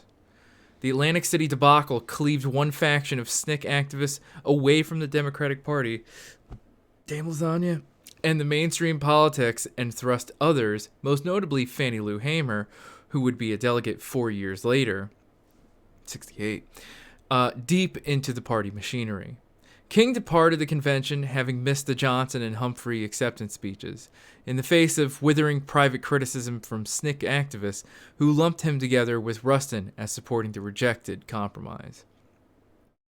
So we're seeing a lot of people starting to split away, just as Malcolm is kind of like entering into like this community of intrastate figures. Right. So now getting back to like bringing Malcolm back into this situation, when they met in the Senate, Malcolm joked to King, "Now you're going to be investigated. Now you're going to be investigated." The comment assumed that federal agents weren't already interested in Martin Luther King, but government and law enforcement officials kept track of both Malcolm and Martin period. J. Edgar Hoover had called King the nation's most notorious liar and used King's connections to Stanley Levison as proof of his political bankruptcy. Hoover used evidence of King's extramarital affairs gleaned through illegal wiretapping to prove his moral degeneracy. King had a portfolio of surveillance all to himself, motivated by Hoover's personal enmity and sanctioned by Bobby Kennedy, which we talked about in previous slides, the former attorney general now running for a New York State Senate seat. King's growing international reputation, culminating in the Nobel Prize and his campaign for the Democratic Party in the presidential election, spurred Hoover into action. The FBI director's boldest gambit would come early in the new year in the form of an anonymous package authored by the FBI that threatened to reveal King's extramarital affairs. The package, initially opened by Coretta, urged King to commit suicide rather than risk public shame. King resisted the ploy but remained anxious that his private life might prove fodder for public consumption, even as he looked ahead toward mounting a voting rights campaign in Selma, Alabama. So if we move forward, there's a little short video that I have here about this suicide letter from the FBI. Dan thinks Jackie O shot JFK. It could have happened. So, and also bonus points for anybody in chat who knows who's narrating this. Don't look it up. All right. November 1964. After their earlier efforts to discredit Martin Luther King Jr. are unsuccessul, the FBI prepares to send Dr. King You know who it an is? anonymous package containing a document in my that office to be known now. the poison pen letter. FBI intelligence chief Bill Sullivan himself takes some plain, unmarked paper and, pretending to be an American Negro, types out an anonymous threatening letter addressed simply King. The letter began by calling Dr. King a fraud and warned that the demise of his reputation among the public was fast approaching. The package also contained an audio tape, a compilation of FBI surveillance allegedly of King engaging in multiple extramarital affairs. I want to know what kind of game King was spitting. Some scholars suggested that Dr. Is that fucked up of me, chat? I have a dream. Is it fucked up that I want to know like what kind of ladies man King was? Like, I really need to know what the riz of the King was. I mean, it had to be exceptional. It had to be. It had to be, right? God tier riz from both Malcolm and King if they wanted to turn it on. Well, that's the thing. I mean, like, Malcolm, it seems like he didn't really like have any time or make any time for that. He also might have actually been a little bit more true to his religious commitments, or at least not like looking to skirt that aspect of religious commitment. I'm not sure. Yeah, I don't know. Fucking Dan. Oh, why not? Yeah. I feel the same about Castro. Hey, he can get it. I mean, I just want to know because like all of his speeches, right? They're very long, right? There's a lot of like, you know, very a lot of like imagery. I just need to know like what kind of game was King spitting. All right. Dan always slandering poor Jackie. If I was alive, I would have driven to Texas to ensure Jackie never had to see LHO stand trial. Who's Lee Harvey Oswald, right? Yeah. So I would have let her nibbled on some sheet metal, like, you know, like from time to time. Have you ever seen that meme? No. Because like her teeth are all jacked up, right? Like, you know, the people would like post like memes of like gnarled up like sheet metal or like, you know, broken like, you know, toilet seats or something to be like, I'd know that bite mark anywhere, and then it's just a picture of Jackie O smiling. All right. King was given a deadline of 34 days to take his own life or suffer the humiliation of the tape's release. The interpretation of this by the people that investigated, the FBI later, and by just about everybody who has gone through these records, believes that they intended for him to commit suicide. Lieutenant Daniels from The Wire. Mm-hmm. The FBI sent the package anonymously to Dr. King on November 21st, 1964. But it went unopened for over a month. Now. Because you're King was fine, in Oslo, Dan. Norway, accepting the Nobel Prize. The first person to eventually open Sullivan's threatening package long after Christmas is Mrs. King. King and his associates, when they listen to the tape after reading the threatening letter, have no doubt whatsoever that this is from the FBI. Yeah. King goes... Yeah, Vika. They were straight up like, kill yourself. Yeah, or you have this amount of time to kill yourself, or we'll release all this information that we have about you cheating on your wife. And they framed it as if they were like some group of concerned black people. Like, you give a bad game to us Negroes. It's like that meme of Steve Buscemi with the skateboard. He's like, "How do you do, fellow Negroes? How do you do? Hey, guy, we need him gone." Yeah. So they did, and you know what the weird part is? I don't think he ever stopped, and they never released it anyways. Right? I don't know. Like I don't think they ever did. But I think mean, it is well known at this point that Dr. King was probably a lot of bit of a womanizer, and definitely like was a little bit of a hound dog out there. Yeah, definitely. But like, oh fuck, David, you just brought up like probably one of my favorite fucking things. Have you ever do you know where the blacks rule meme comes from, Pat? No. Of like a dude just like standing in his driveway and somebody has spray painted onto his driveway, "Blacks rule." Yeah, I know exactly what you're talking about. It's like this white guy that's like, how could they do this? It's like, how could they do this to my... You sir, like, feel that you are such a victim of the black community that like you live amongst, that they have spray painted, you know, the notorious phrase of "blacks rule" on your fucking driveway. Into a very deep depression. And of course, the FBI, which is still wiretapping his phones, knows about the discovery of the package and the emotional impact it has on King. If the FBI believed in early 1965... You're getting too much pussy. That's what the FBI was doing. They're like, listen, Martin Luther King is just getting too much pussy. He needs to be stopped. How can we stop this man from... How can we put a stop to this man's riz? J. Edgar Hoover is just like seething as an incel, and he's like, I can't let this continue. I'm gonna have to debate whether or not to fucking clip this or get rid of it when we upload it to YouTube. Is this too much? I don't know.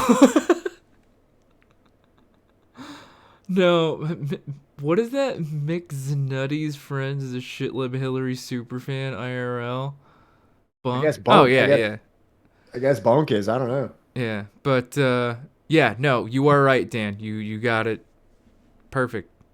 J. Edgar Hoover went from Copenhagen to Seethenhagen.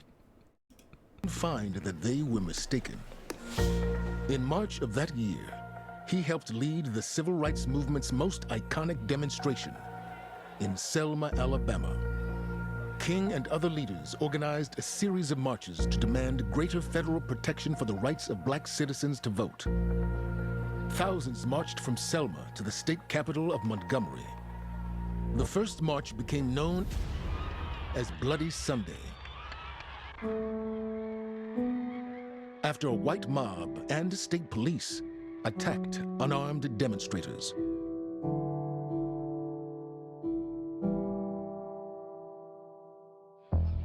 Five months later, King and his colleagues' strategy of nonviolent protest paid off when President Lyndon Johnson signed the Voting Rights Act of 1965. Yes, when President Johnson stood to present Dr. King Lieutenant with another Daniels. ceremonial pen, he did so He's the man. with a full knowledge of the compromising information the FBI had gathered on him over the previous 18 months. Across 1965, 1966, the FBI tires of its obsession with Dr. King's private life. In the spring of 1965, King and his family moved from one home to another, and at that time, the FBI decided not to reinstall its wiretap on King's home telephone. It seemed that Hoover and the FBI's efforts to neutralize Dr. King were a failure, and their investigation stalled. There's a little bit of foreshadowing there. Probably some things that I would have preferred to keep out of that, because Selma, you might notice in this chapter, we're not going into Selma because it's alluded to, but the next chapter that we're going to read really goes into the Selma situation. So I didn't want to just like front load all the Selma stuff, so that next chapter we have like some more content to go deeper into that with. Also, Fargo is high. Good to see you in chat. Happy you're here. Here's the Blacks rule meme. I'll just... Yeah, no. All right, I'm moving on. Speechless. Moving November on. But yeah, so again, while Martin Luther King is looked at as the sweetheart of the Democratic Party and the U.S. government, just, he's a mascot of progressivism and civil rights, they are like actively plotting to get him to kill himself behind the scenes.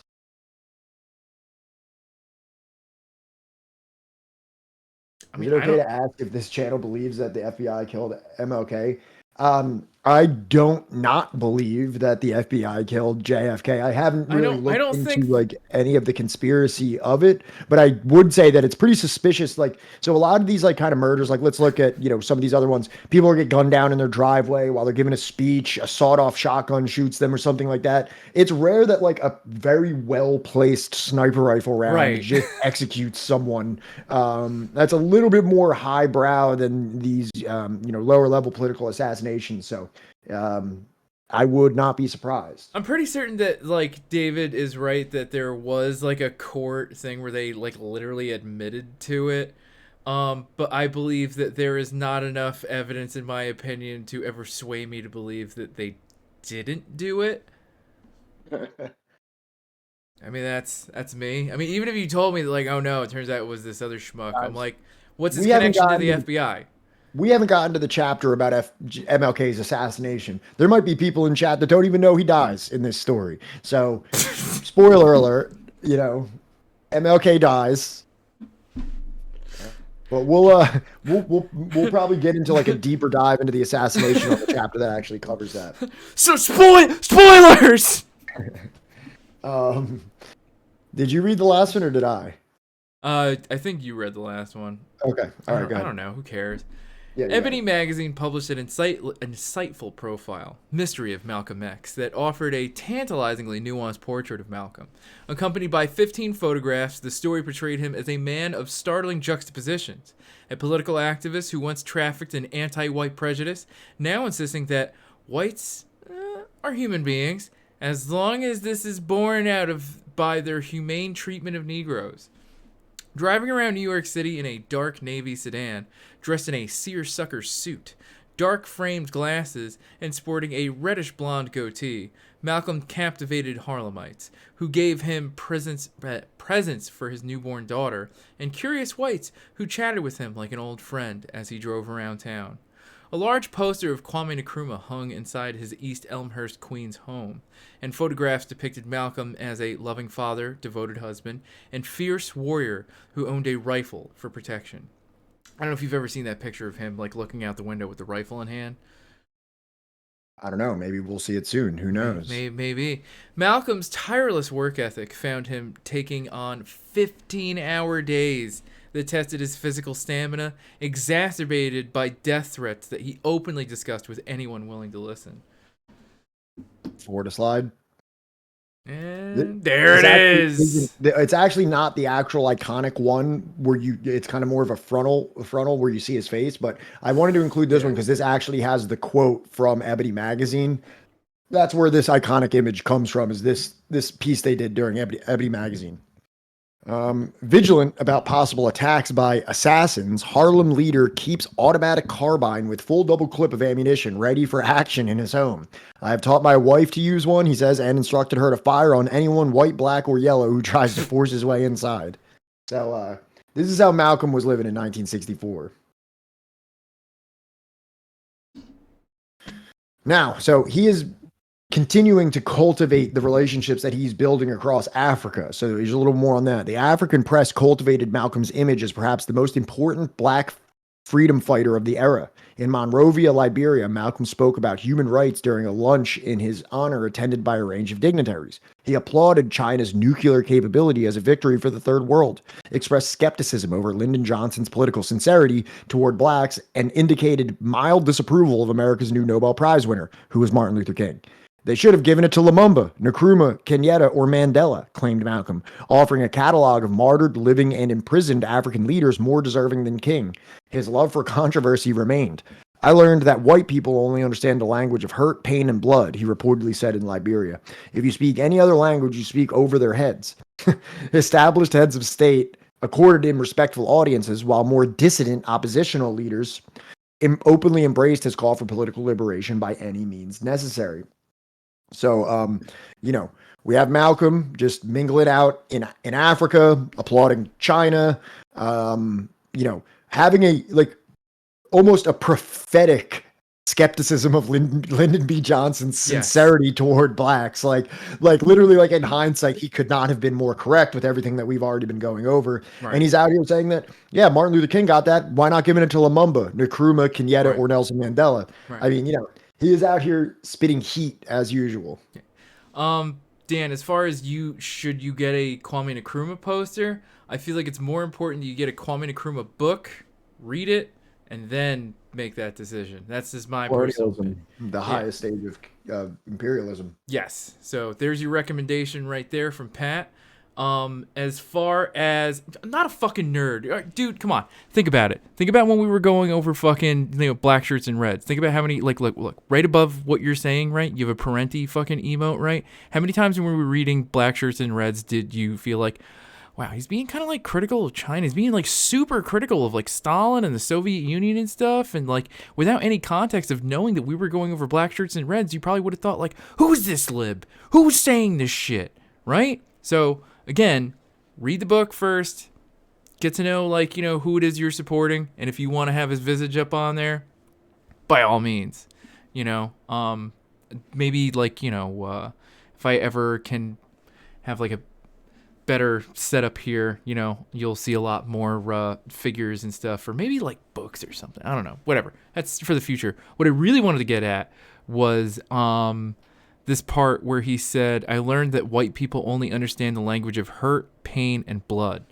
So do you remember, maybe it was about a week or so ago that I was talking about how it's funny how even Western leftists, the things that we mostly focus on are the civil wars, or we talk about the wars of liberation. It's the battles and stuff that we remember. It's the fetishization of the violence of these liberation struggles, right? Yeah. And it's never the organizing. It's never the book clubs. It's never the literary programs, or the irrigation programs, or the farming, or the community outreach, or any of that other community building stuff that we really fetishize. You know what I mean? Yeah, absolutely. Oh shit, Dan's got Stalin bust. I think I might get one of those.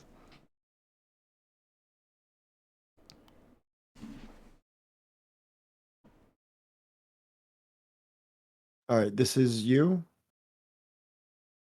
I'll read it. Okay. On November 24th, 1964, Malcolm was greeted at Kennedy Airport by Betty, 3 of his daughters, and signs reading, "Welcome back, Brother Malcolm."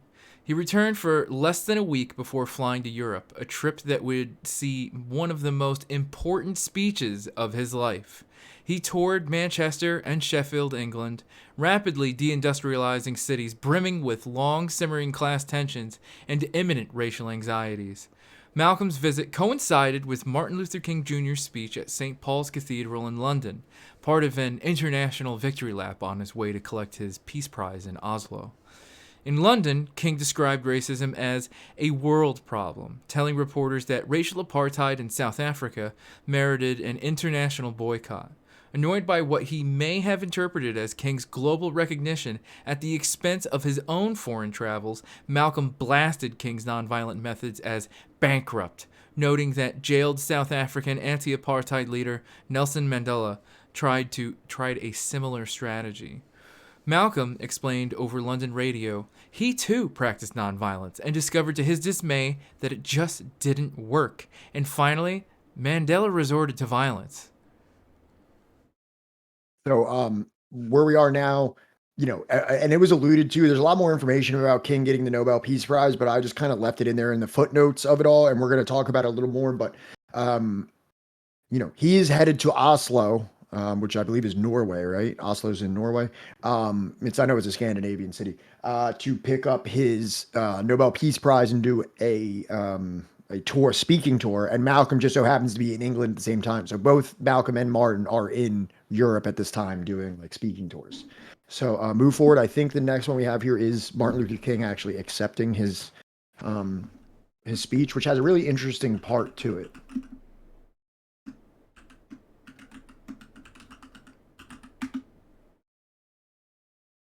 I don't know if that worked. Whatever. All right. I'm trying to get a free Stalin bust. Okay. So this is oh right. Okay. So this is a little weird. So just play it. This is all from Democracy Now. From Democracy Now? Yeah. I will, Dan. Thank you very kindly. Is this trip when they tried to kill him in Cairo? Oh, I actually don't even remember if that is in the chapter, but that's an interesting thing you bring up there, Matt. From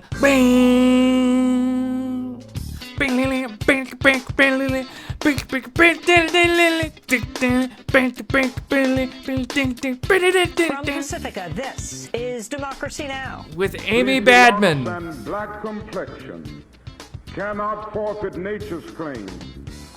Skin may differ, but affection dwells in black and white the same. And were I so tall as to reach the pole or to grasp the ocean at a span, I must be measured by my soul. The mind is the standard of the man. In a Democracy Now! And Pacifica Radio Archives exclusive, we air a newly discovered recording of Dr. Martin Luther King Jr. It was December 1964, days before he received the Nobel Peace Prize in Oslo. Dr. King gave a major address in London on segregation, the fight for civil rights, and his support for Nelson Mandela. What do you want me to do? What is with this music? It's nothing you can do. I'm just saying it's so weird. It's fucking Democracy Now, man. That's like, this is the Democracy Now jam.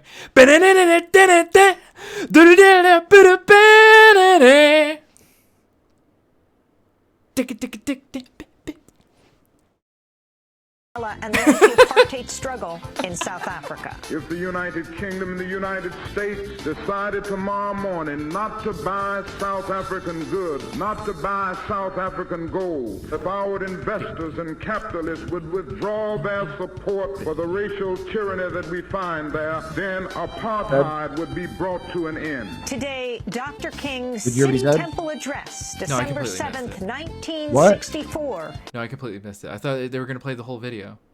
Well, I don't know. Go back a little bit and listen to what he says there. Sorry, I was acting like an idiot.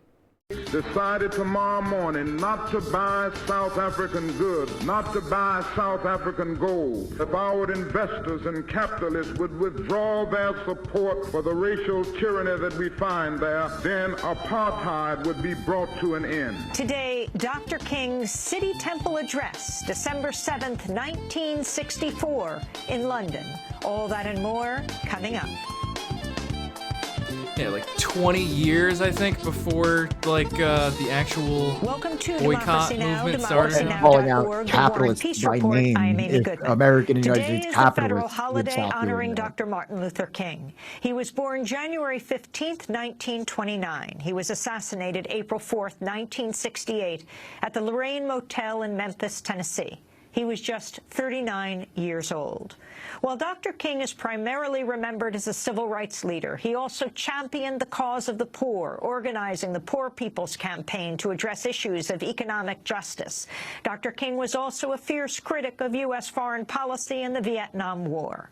In 1964, Dr. King became the youngest recipient of the Nobel Peace Prize. Days before he received that award in Oslo, Norway, Dr. King traveled to London.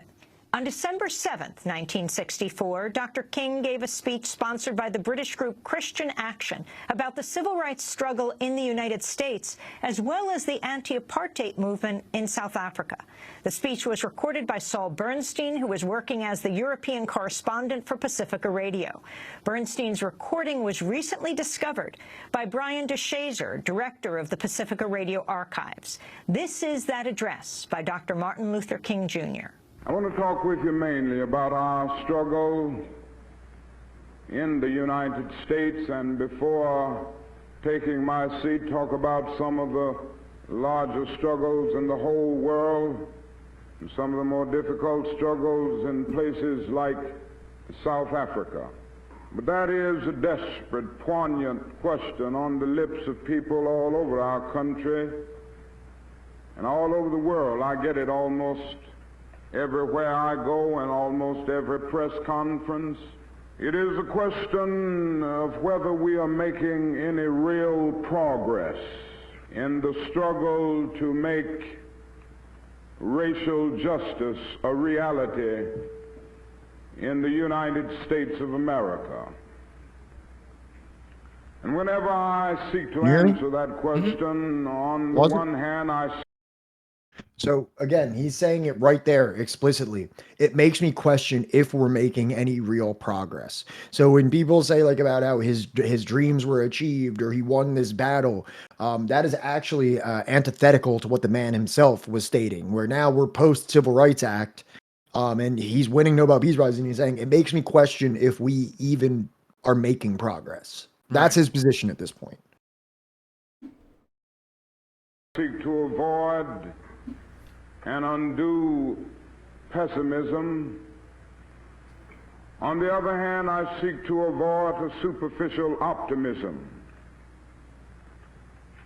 And I try to incorporate or develop what I consider a realistic position by admitting on the one hand that we have made many significant strides over the last few years in the struggle for racial justice, but by admitting that before the problem is solved, we still have numerous things to do and many challenges to meet. And it is this realistic position that I would like to use as a basis for our thinking together tonight as we think about the problem in the United States. We have come a long, long way, but we have a long, long way to go before the problem is solved. Now let us notice first that we've come a long, long way, and I would like to say at this point that the Negro himself has come a long, long way in re-evaluating his own intrinsic worth. Now, in order to illustrate this, a little history is necessary. It was in the year 1619 when the first Negro slaves landed on the shores of America. And they were brought there from the soils of Africa. Unlike the Pilgrim Fathers who landed at Plymouth a year later, they were brought there against their will. And throughout slavery, the Negro was treated in a very inhuman fashion. He was a thing to be used, not a person to be respected. The United States Supreme Court rendered a decision in 1857 known as the Dred Scott decision, which well illustrated what existed at that time. But in this decision, the Supreme Court of the United States said in substance that the Negro is not a citizen of the United States. He is merely property subject to the dictates of his owner. And it went on to say that the Negro has no rights that the white man is bound to respect. And this was the idea that prevailed during the days of slavery. With the growth of slavery, it became necessary to give some justification for it. You know, it seems to be a fact of life that human beings cannot continue to do wrong without eventually reaching out for some thin rationalization to clothe an obvious wrong in the beautiful garments of righteousness. And this is exactly what happened during the days of slavery. There were those who even misused the Bible and religion to give some justification for slavery and to crystallize the patterns of the status quo. And so it was argued from some pulpits that the Negro was inferior by nature because of Noah's curse upon the children of Ham. And then the Apostle Paul's dictum became a watchword: servants, be obedient to your master. And one brother had probably read the logic of the great philosopher Aristotle. You know, Aristotle did a great deal to bring into being what we now know as formal logic in philosophy. And in formal logic, that is a big word known as the syllogism, which has a major premise, a minor premise, and a conclusion. And so this brother decided to put his argument for the inferiority of the Negro in the framework of an Aristotelian syllogism. He could say all men are made in the image of God. This was the major premise. Then came the minor premise. God, as everybody knows, is not a Negro. Therefore, the Negro is not a man. This was the kind of reasoning that prevailed. Well, living with the conditions of slavery and then later segregation, many Negroes lost faith in themselves. Many came to feel that perhaps they were less than human. Do you want to hear a funny story real quick? Sure.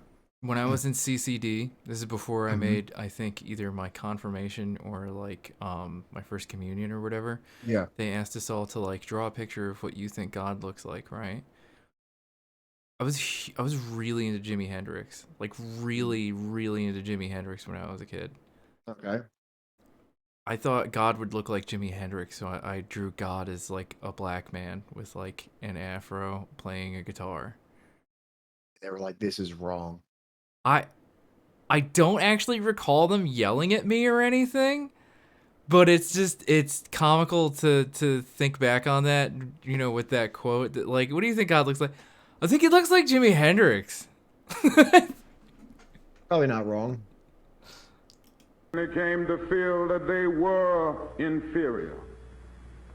This, it seems to me, is the greatest tragedy of slavery, the greatest tragedy of segregation, not merely what it does to the individual You got it, Matt. physically, but what it does to one psychologically. Wait, what's his stream name? Scars the soul of the segregated as well as the segregator. It gives the segregator a false sense of superiority, while leaving the segregated with a false sense of inferiority. And this is exactly what happened. then something happened to the Negro.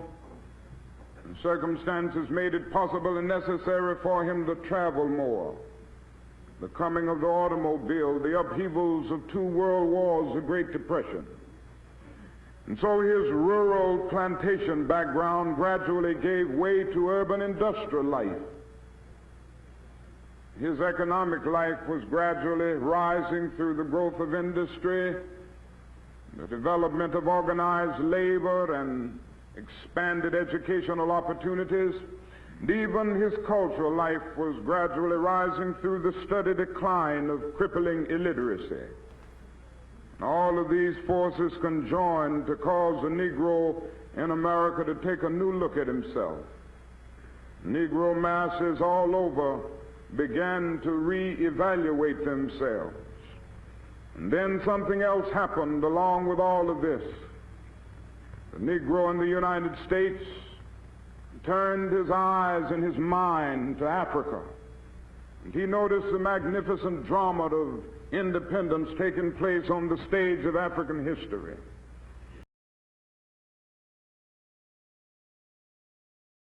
Martin Luther King talking about South Africa, as well as specifically indicting U.S. and U.K. capitalists in keeping the apartheid system alive. I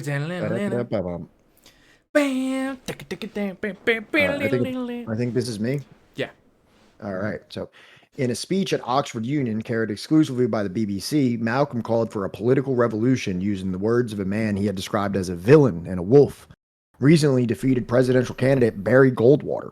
Goldwater's controversial quote formed the basis of the debate topic. Extremism in the defense of liberty is no vice. Moderation in the pursuit of justice is no virtue.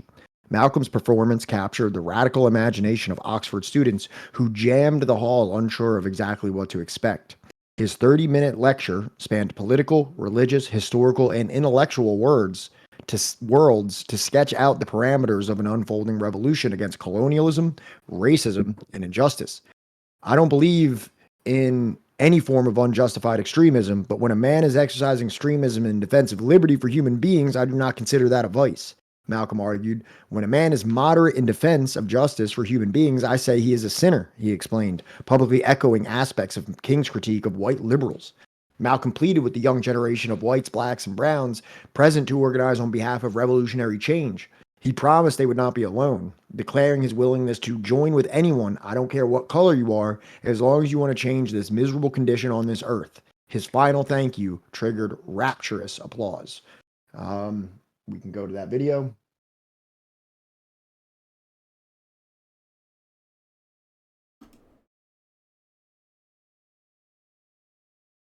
This is an excerpt of the speech. I thought it was pretty good.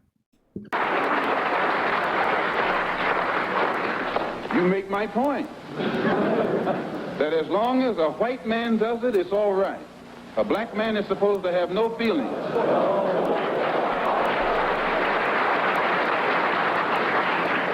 But when a black man strikes back, he's an extremist. He's supposed to sit passively and have no feelings, be nonviolent, and love his enemy. No matter what kind of attack, be it verbal or otherwise, he's supposed to take it.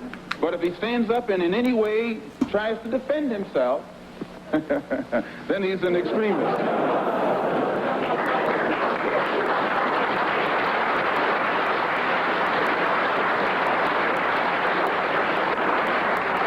No, I think that the speaker who preceded me is getting exactly what he asked for.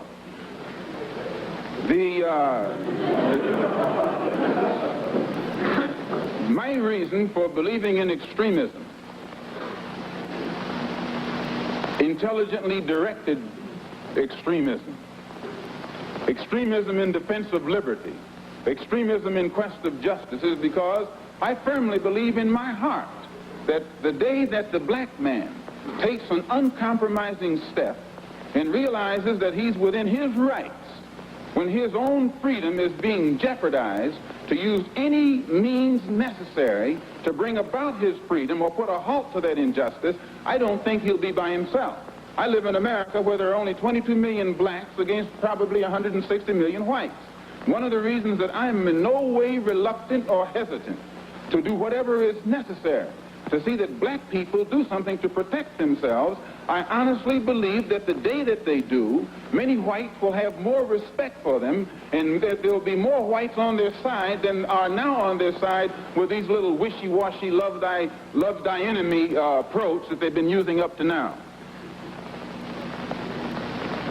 And if I'm wrong, then you are racialists.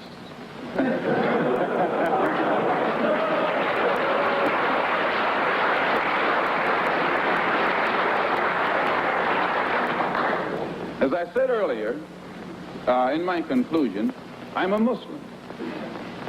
I believe in the religion of Islam. I believe in Allah. I believe in Muhammad. I believe in all of the prophets. I believe in fasting, prayer, charity, and that which is incumbent upon a Muslim to fulfill in order to be a Muslim. In April, I was fortunate to make the Hajj to Mecca and went back again in September to try and carry out my religious functions and requirements. But at the same time that I believe in that religion, I have to point out I'm also an American Negro. And I live in a society whose social system is based upon the castration of the black man, whose political system is based on castration of the black man, and whose economy is based upon the castration of the black man.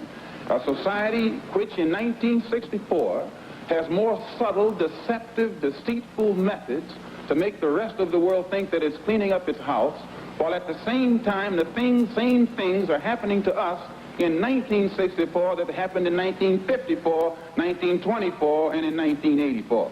They came up with what they call a civil rights bill in 1964, supposedly to solve our problem, and after the bill was signed, 3 civil rights workers were murdered in cold blood. And the FBI head, Hoover, admits that they know who did it. They've known ever since it happened, and they've done nothing about it.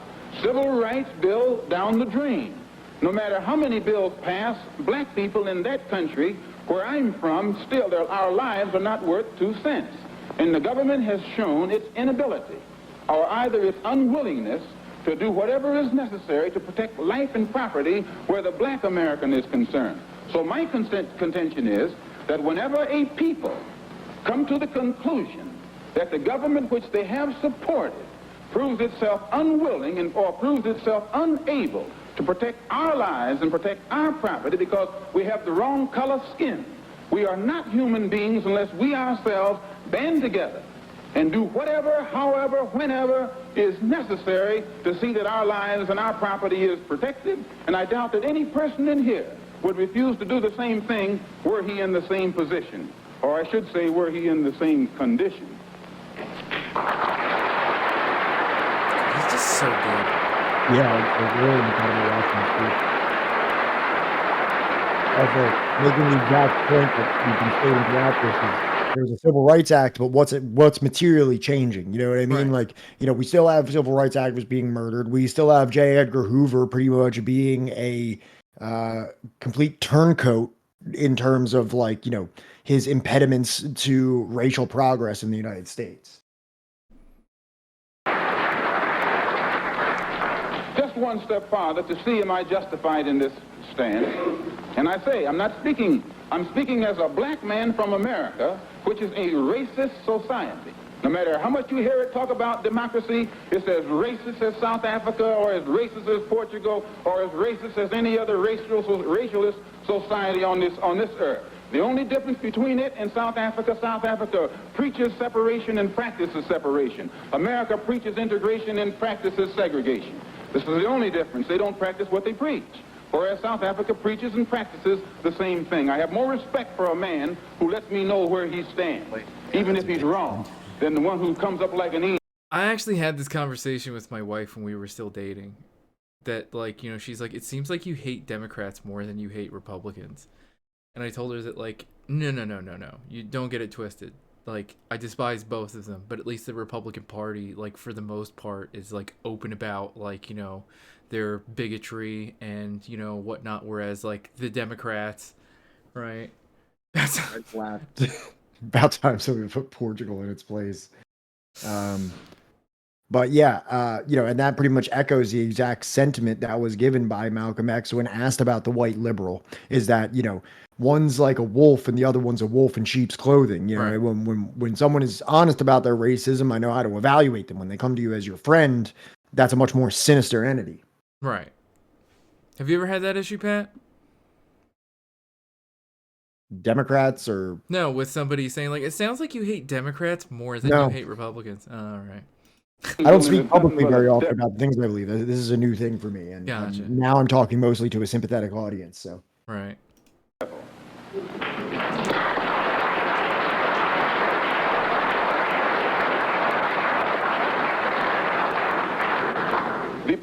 The system of government that America has consists of committees. There are 16 senatorial committees that govern the country, and 20 congressional committees. 10 of the 16 senatorial committees are in the hands of Southern racialist senators who are racialists.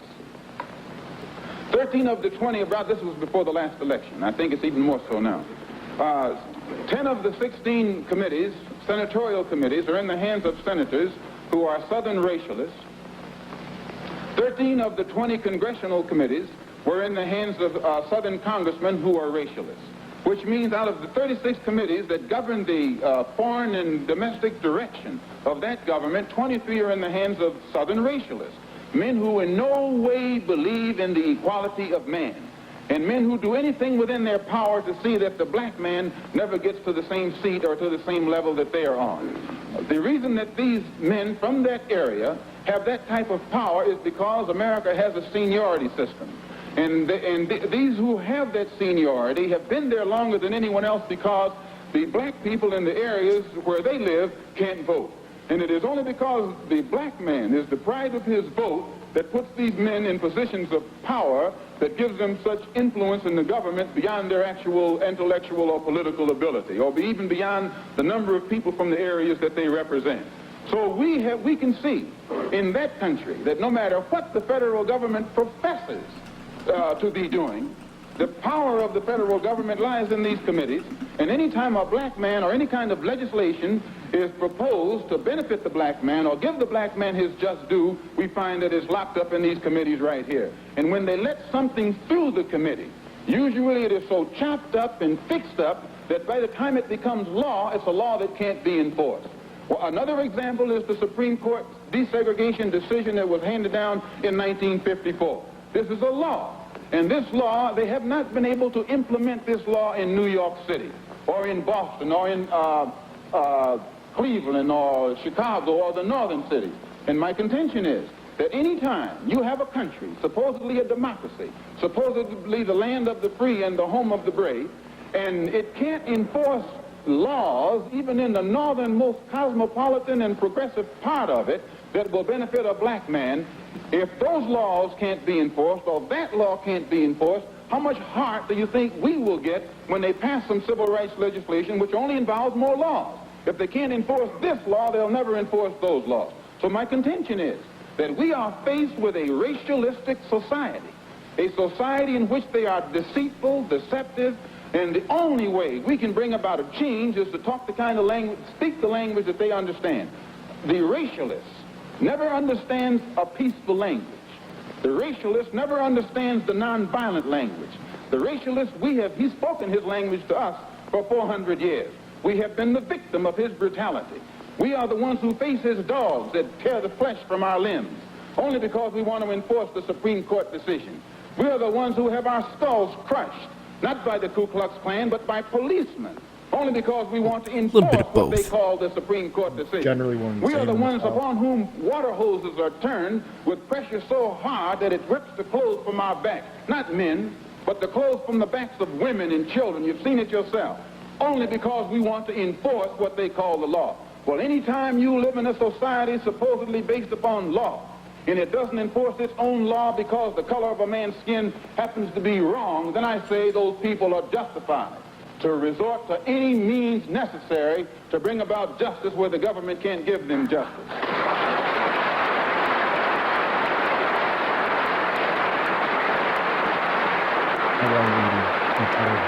What's that? That white lady's unsettled. Everyone's clapping around her. She's like, oh my God. Oh my goodness.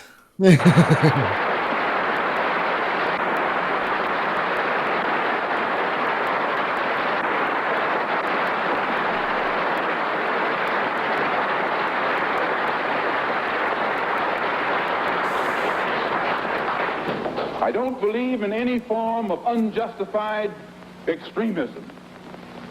But I believe that when a man is exercising extremism, a human being is exercising extremism in defense of liberty for human beings, it's no vice. And when one is moderate in the pursuit of justice for human beings, I say he's a sinner. And I might add in my conclusion, in fact, America is one of the best examples when you read its history about extremism. Old Patrick Henry said liberty or death. That's extreme. Very extreme.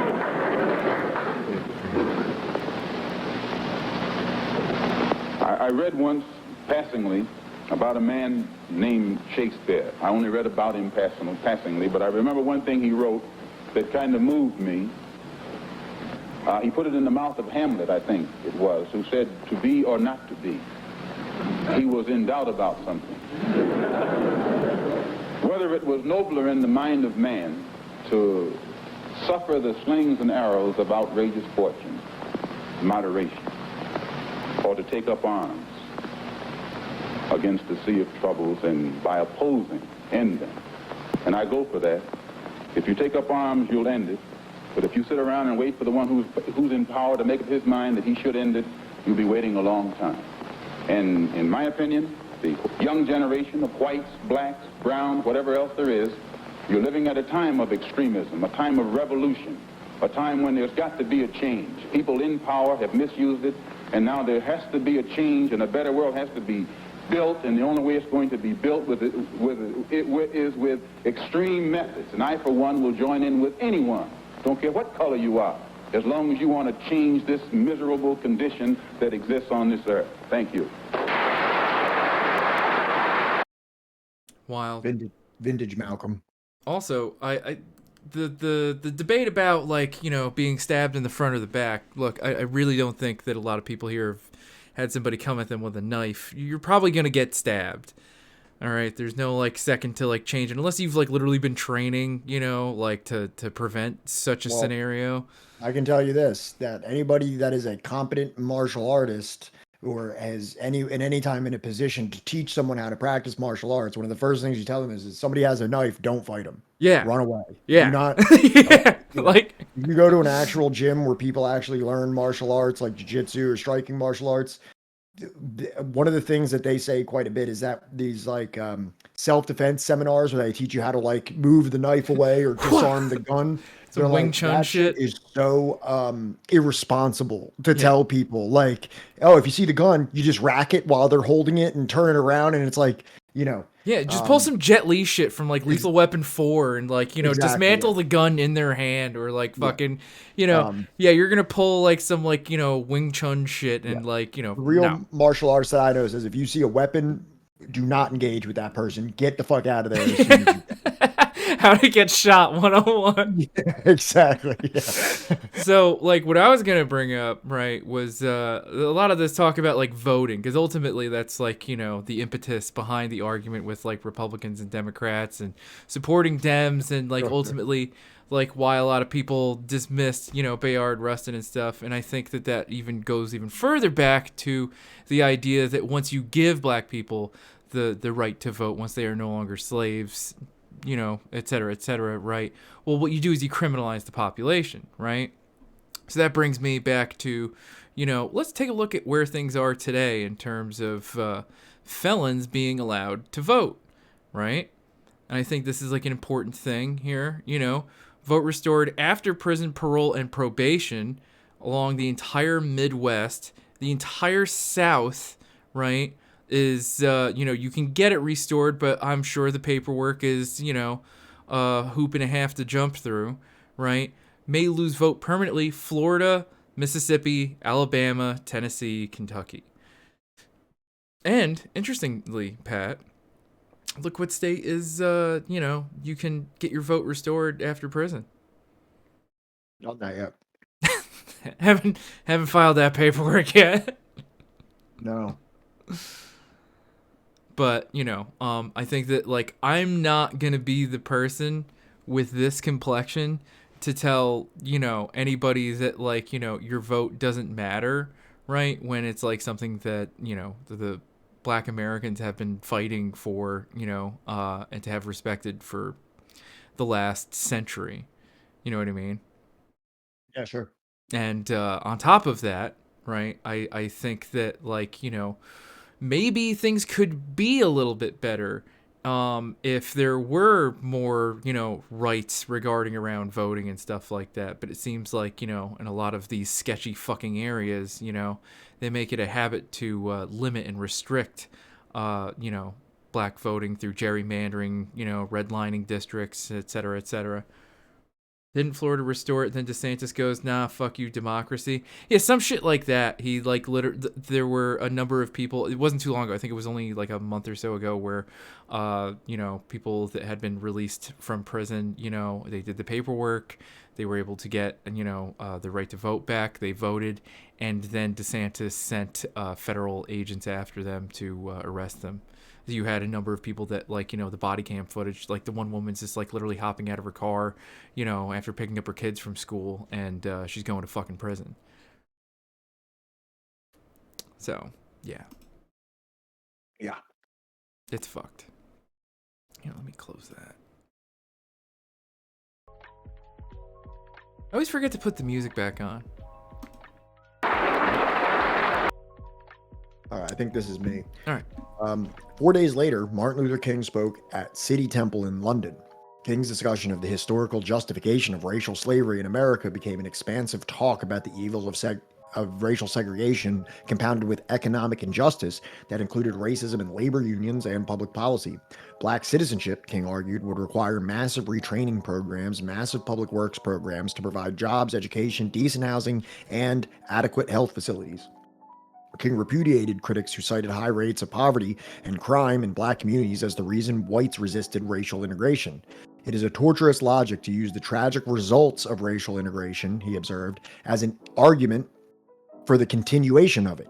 In London, King explicitly tied black citizenship to a wider search for economic justice, a theme he would amplify in some coming years. Towards the end of the speech, he talked about the struggle to end racial apartheid in South Africa. He compared it to racial injustice in Mississippi and called Nelson Mandela a great leader. Wrongfully imprisoned for demanding justice in an authoritarian police state, King advocated for economic sanctions against South Africa and publicly repudiated the United States and Britain for failing to more forcefully align themselves with anti-apartheid activists. The speech defined racism as a global problem and, like Malcolm X's new rallying cry, announced black citizenship as the crown jewel of an international movement for human rights. So again, King correctly identifying that this is more than just a legislation thing where we just need to give people the right to sit at lunch counters. This is an economic issue. It requires massive retraining programs, massive public works programs for jobs, education, housing, and health facilities. He identifies Nelson Mandela as a great leader, so on and so forth.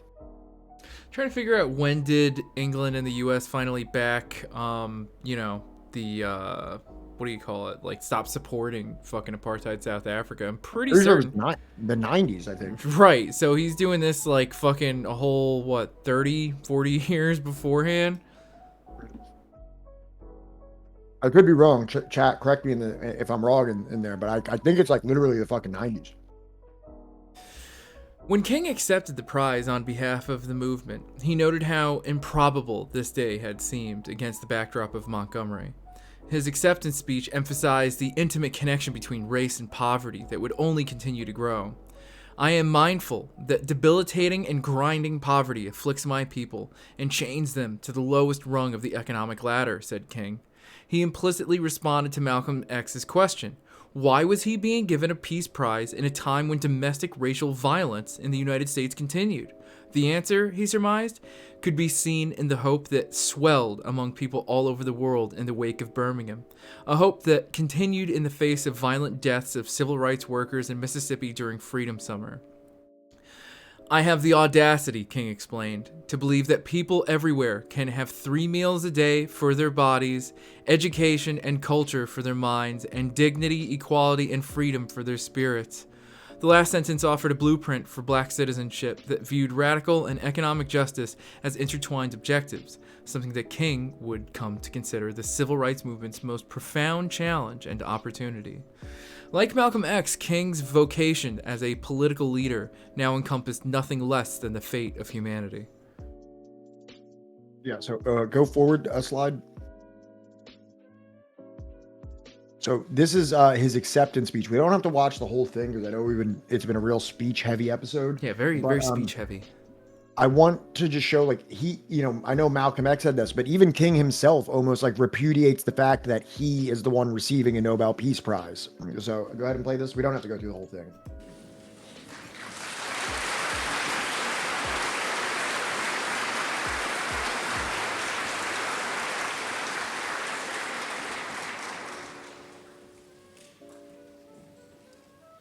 Your Majesty, Your Royal Highness, Mr. President, Excellencies, ladies and gentlemen, I accept the Nobel Prize for Peace at a moment when 22 million Negroes of the United States are engaged in a creative battle to end the long night of racial injustice. I accept this award on behalf of a civil rights movement which is moving with determination and a majestic scorn for risk and danger to establish a reign of freedom and a rule of justice. I am mindful that only yesterday in Birmingham, Alabama, our children crying out for brotherhood were answered with fire hoses, snarling dogs, and even death. I am mindful that only yesterday in Philadelphia, Mississippi, young people seeking to secure the right There's a Philly in Mississippi? Philadelphia, Mississippi. Oh, yes. damn. to vote were brutalized and murdered. I am mindful that debilitating and grinding poverty afflicts my people and chains them to the lowest rung of the economic ladder. Therefore, I must ask why this prize is awarded to a movement which is beleaguered and committed to unrelenting struggle. Pause A it. movement which has not yet. So do you see what he's saying? He's like, why is this given to us in a way of saying that, like, we are in a state of persistent struggle in Philadelphia, Mississippi, and in Birmingham. There are people literally dying and getting dogs and fire hoses turned on them. And there's people that are chained by poverty to the bottom rung of the economic ladder. Like, even he is kind of like indicting like the white supremacist system that is like handing him this kind of token award type of thing. Right. Like, even he has kind of a scathing rebuke of this ceremony. Right. You can continue it if you want, but that's just kind of what I was, it's up to you if you want to keep going with it or not. I just wanted to show that even in his acceptance of this award, he has this kind of attitude. You know, it's not only Malcolm X. I'll leave it in the chatter's hands, and let's keep going. Nope. Politicians, including New York Mayor Robert F. Wagner, who recently, as July, had distanced himself from King's call for a civilian review of police. What was I talking about last night? Burst with public displays of pride following King's Nobel Prize. I can think of none who has won a more lasting place in the moral epic of America, explained Wagner, at a city hall ceremony earlier in the day where King received the Medal of Honor, the city's highest distinction. The celebration continued at a cocktail party at the Waldorf Astoria with Vice President Hubert Humphrey. The global status of the Nobel Prize made King too important for officials to ignore. Although Malcolm criticized King for accepting a peace prize in a time of war, King was publicly supporting political self-determination for the Congo, an issue that Malcolm raised whenever he could, and calling for international sanctions against apartheid regime in South Africa. Their political worlds and personal fates converged in a shared passion for global human rights. So this is what I was getting at before, is that like they're coming together around like the same things, and even ideologically are starting to appear very similar in terms of like what tactics they're willing to, take on. As opposed to two poles. Yeah. They are more alike than they are different. Yeah. I don't believe Harlem was, in many ways, Malcolm's political turf and organizational headquarters. But that night, the neighborhood cheered for King. Malcolm listened carefully as King basked in what he identified as a mountaintop moment that, however personally satisfying, required subsequent time in the valley to fulfill a political destiny that remained unwritten. Malcolm perked up when King spoke of the dearth of poverty in Scandinavia, images that contrasted with scenes of American economic misery that stretched from coast to coast. King's global travels paralleled Malcolm's exploits, but the Baptist preacher spoke to larger audiences than the Muslim minister. King's words that night in Harlem touched Malcolm. 4 days later, in a sprawling lecture also held in Harlem that criticized America's economic and political system, Malcolm focused some of his most important thoughts on King. There was one thing that Martin Luther King mentioned in the Armory that other night, which I thought was significant, Malcolm said. In a rare public tribute to the Nobel Prize winner's political brilliance, he mentioned that while he was in some of those Scandinavian countries, he saw no poverty. There was no unemployment, no poverty. Everyone was getting education. Everyone had decent housing, decent whatever they needed to exist. Why, asked Malcolm, did King mention those countries on his list as different? Malcolm suggested that the social democracies in Western Europe offered an alternative political and economic model for black folk seeking a way out of racial injustice and economic misery. So, again, we see them identifying the very clear drivers of racial inequality, things that, a more socialistic system would be rectifying. So you're hearing this both, again, meeting at this economic issue and decrying capitalism as the solution here. Right. I mean, I think that he's going through that classic, evolution, or political development that I think a lot of us went through, where, I'm sure more than a few of us at one point or another were like, yeah, well, why can't we just do the Nordic model? Even though, yes, now, today, I'm like, well, the Nordic model isn't as good as, it sounds, right?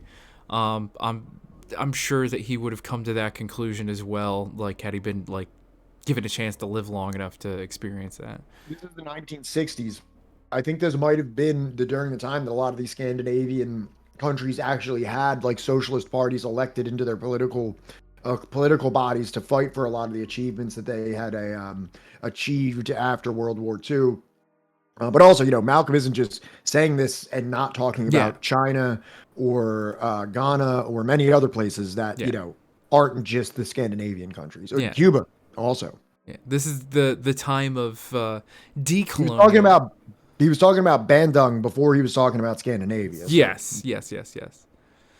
It was a failure of political will, explained Malcolm, that caused the richest nation on earth to be racked by poverty, unemployment, and miserable living conditions. King's description of a social democratic political system capable of providing basic living standards for all its citizens struck Malcolm's imagination. Africa, like the Scandinavian countries King lauded, was also pursuing collectivist economic strategies to end poverty, a vision that conformed to Malcolm's search for new methods to address economic and racial injustice. What are they using? What they are using to solve their problems in Africa and Asia is not capitalism, he reminded his audience. So, yeah, I think given enough time, Malcolm probably would have been a comrade. He is. I mean, yeah, you know what I mean. Even in a nominal participation, I mean, just based on his views and who he is, he doesn't even have to be a member of a communist party or something like that. Here, you want me to read this one while you eat? Sure, that would be awesome. Thank you. Despite coming out of political age within the patriarchal structure of the NOI, Malcolm had begun to develop a more nuanced sense of the relationship between gender, race, and power. He recognized and relied on the strength of black women, perhaps most profoundly his older half-sister Ella Mae Collins, who, after leaving the NOI in part because of the group's sexism, financed his first trip to Africa and helped him organize the OAAU. In his new organization, Malcolm hoped to abandon some of the sexist tendencies that thrived in the nation. He recruited black women who were brilliant organizers and thinkers. He cultivated a cross-section of gifted black women, artists, and intellectuals who he maintained an active correspondence with, perhaps most notably Maya Angelou, who served as Malcolm's surrogate in Africa. He was mentored by Shirley Graham Du Bois, a towering figure among black radicals and whose political experience surpassed his own.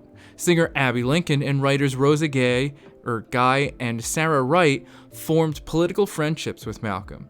During an interview near the end of December, Malcolm praised African and Middle Eastern nations that have educated men and women, singling out Ghana and Egypt as two examples where the pursuit of gender equality produced a more valid society, a more progressive society.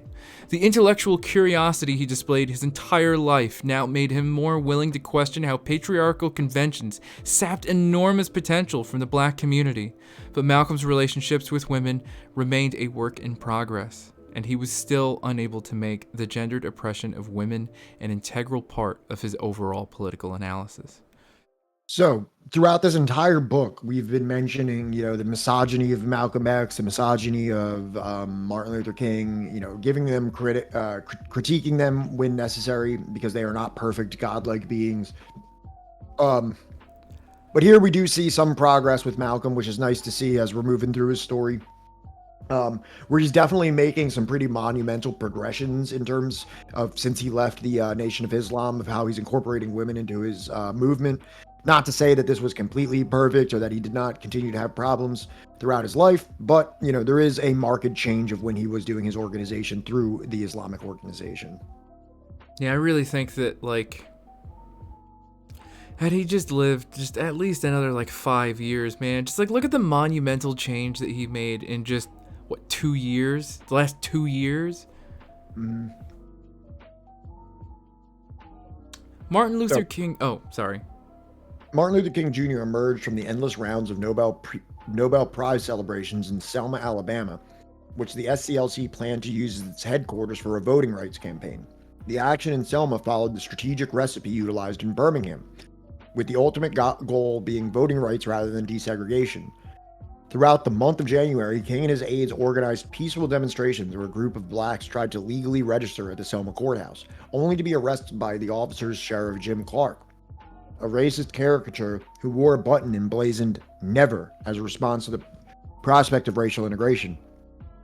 "We must be willing to go to the jail by the thousands," King told followers. He led by example, getting arrested on February 1st at the Selma courthouse alongside almost 800 demonstrators. In jail, King almost received a most unexpected visitor. On Wednesday, February 3rd, Malcolm spoke to 3,000 students at Tuskegee University. The crowd's overwhelming size forced organizers to close the doors 10 minutes before the start of his 8 p.m. lecture. Malcolm then drove to Selma's Brown Chapel AME Church the next day in a small red sports car. His unmistakable presence raised temperatures among King's staff until the SCLC decided to co-sponsor his appearance. Organizer Andy Young, who enjoyed a friendly relationship with Malcolm, slotted him between James Bevel and Coretta Scott King to inoculate the impressionable from the siren song of self-defense. They needn't have bothered. Malcolm spoke for an hour in support of black voting rights in Selma, which he described as the heart of national struggle for black citizenship, whose true contours, he insisted, were global. So we're not going to do any videos or anything like that on the Selma thing because that is a heavy content in the next chapter. So, I didn't want to go too deep into that here because that's going to be a main focus into our next chapter. Right. But we have this thing going on in Selma. Dr. King comes arrested, and almost unannounced, Malcolm X shows up and offers enthusiastic support and doesn't even veer off course of what they're trying to do. He could have got up there and just been like, man, nonviolence is bullshit and this is, whole thing. But he actually got up there and he, supported the mission there, and he didn't rustle too many feathers. But you know, it is interesting to see him like offering this like olive branch continuously with Martin Luther King and his organization. Is that Malcolm X with the steel chair? Oh, by God! By God. Sitting on the dais next to Coretta, Malcolm relayed a message that caught her off guard. Mrs. King, will you tell Dr. King that I'm sorry I won't get to see him? I had planned to visit him in jail, but I have to leave, Malcolm explained. I want him to know that I didn't come to make his job more difficult. I thought if the white people understood what the alternative was, that they would be willing to listen to Dr. King. Malcolm's performance in Selma reaffirmed Coretta Scott King's private regard for him, one that she recalled her husband shared. After hearing reports of Malcolm's exemplary behavior in Selma, King made quiet plans to reach out to him after the conclusion of the voting rights effort in Alabama. And that is when they would have been able to be like, yo, is the FBI fucking sending you weird shit in the mail? And then, like, you know, they both could have been like, yeah, me too, man. Oh my God, we're being watched by the FBI. What I love here is Malcolm's recognition of this kind of duality between him and Dr. King, like almost realizing that his extreme position, if they realize what they like, you know, you can either listen to him or you're going to get what we have coming. Right. You can either play this nonviolence game and give us what we want, or else you're going to have to deal with what my ideas are. Right. So if you hear about what the alternative, maybe you'll play ball with what Dr. King says, because you don't want to see what's going to happen after that. I'm not going to be as nice as him. Right. King is the concession. Yeah, but it's interesting to see him even saying like, maybe you should listen to him. Maybe you should listen to him. Otherwise, I'm going to start fucking rifle clubs all over the place. Mm-hmm. Do you want me to read this one? Sure. Sunday, February 21st. Malcolm woke up at the Hilton at 8 a.m., prepared to face a cold winter's day that would be highlighted by a rally at the Audubon Ballroom in West Harlem. He felt optimistic enough about the afternoon rally to call Betty and invite her to bring the children to the event. He left the hotel at 1 p.m. and drove his Oldsmobile to 146th Street and Broadway, judging this to be a safe enough distance to walk the 20 blocks north to the ballroom. Malcolm arrived on the second floor to the site of the aides passing out copies of the OAAU newspaper, Backlash. He proceeded to meet with OAAU staff behind the stage in a small room, confessing to the stunned group of advisors that he felt close to a nervous breakdown. The day's shifting itinerary troubled Malcolm. Several guest speakers had canceled, and plans to formally release the OAAU's official political program were rescheduled. The latest setback tied to the firebombing of his home a week earlier, which we didn't include, but yes, his home was burned down at 3 o'clock in the morning. And that same day he still went to another speaking event that he had said he would do. He refused to allow his staff to search attendees for weapons, despite knowing full well that the NOI assassins were plotting to kill him. He vowed to continue in the face of all obstacles. No matter what happens to me, I can't go out there complaining about it, he reasoned. What I say has to be said with their problems in mind. What if you... Just keep reading, you're good. Okay. Keep reading. Alright, I'll just do the next slide then. Malcolm X walked onto the stage just before 3 p.m. to rapturous applause from a crowd of 400. He gave the crowd the Muslim greeting of Assalamu alaikum, to which they responded wa alaikum salam. And then a fight broke out several rows from the stage. Hold it, Malcolm shouted, restraining to regain order as the bodyguards posted near him moved closer to the melee. A smoke bomb went off at the rear of the ballroom, creating a pandemonium and leaving Malcolm unprotected on the rostrum. 3 assassins converged on him in an instant, the one firing a sawed-off shotgun into Malcolm's left side, piercing his heart, and 2 others emptying handguns into his dying corpse. Betty covered her children amid the chaos. "They are killing my husband," she screamed at one point, shielding her daughters with her body. By the time Betty felt safe enough to venture toward the stage, Malcolm was lying flat on his back, surrounded by several people, trying to give him aid and comfort. As he lay on the floor, his shirt open, revealing 7 bullet wounds, One OAAU member took snapshots that would become the major images of his death. A combination of Malcolm's aides, police officers, and OAAU members managed to place him on a stretcher and take him to Columbia Presbyterian Hospital, where he arrived at 3:15 p.m. Doctors tried frantically to revive Malcolm before pronouncing his official death at 3:30. Quote, "The gentleman you knew as Malcolm X," announced the Columbia Presbyterian physician, "is dead." Really, like, after, like, this whole, I actually got very emotional reading that when I was reading it, like, preparing here, because it's like preparing all this and being like somewhat intimate with his life as I've been reading this and preparing this and everything like that. When I read that, like, last day of his, where it, like, starts out with him, like, waking up in that cold morning, and, you know, it really was very emotionally for me to, like, just read about the end of his life, because I've been, like, kind of enthralled with him as we've been moving through this book.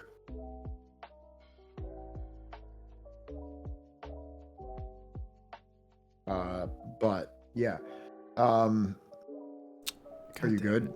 Yeah, just give me a second. I'm just taking care of something real quick.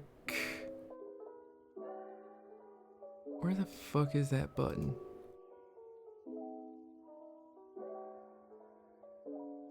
You know, I hate fucking OBS's fucking mod view. There we go. Is Sam here? I don't know. Oh, thanks, Sam. I'm sorry. I was trying to get to it. Okay. Did you hear anything that I was saying there? I'm sorry. Could you repeat it? I don't know. It's hard for me to repeat it, but just the like the emotion that I was going through as I read about this, because I've been so invested in his life as we've been going through this book, that it was actually like a pretty emotional experience reading about that last day. Yeah. I mean, like, you know, it fucked me up reading it, because it's just like,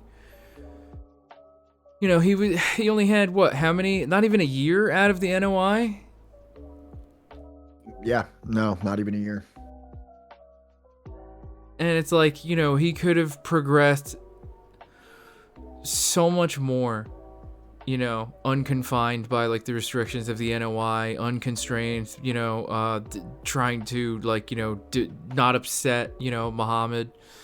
No, it's okay, Sam. It's not your fault. I could have done something faster. I was trying to do this thing where I have, like, this thing, right? This band hammer box that normally, like, pulls up chat, and I'm able to just make it a public execution or public banning, but, you know, didn't work out. Whatever. I'll figure out later what went wrong with it. But yeah, no, it hurts. It hurts because, like, you know, we were just saying before, Malcolm, I think, was probably the most prescient, most, you know, he was everything. You know what I mean?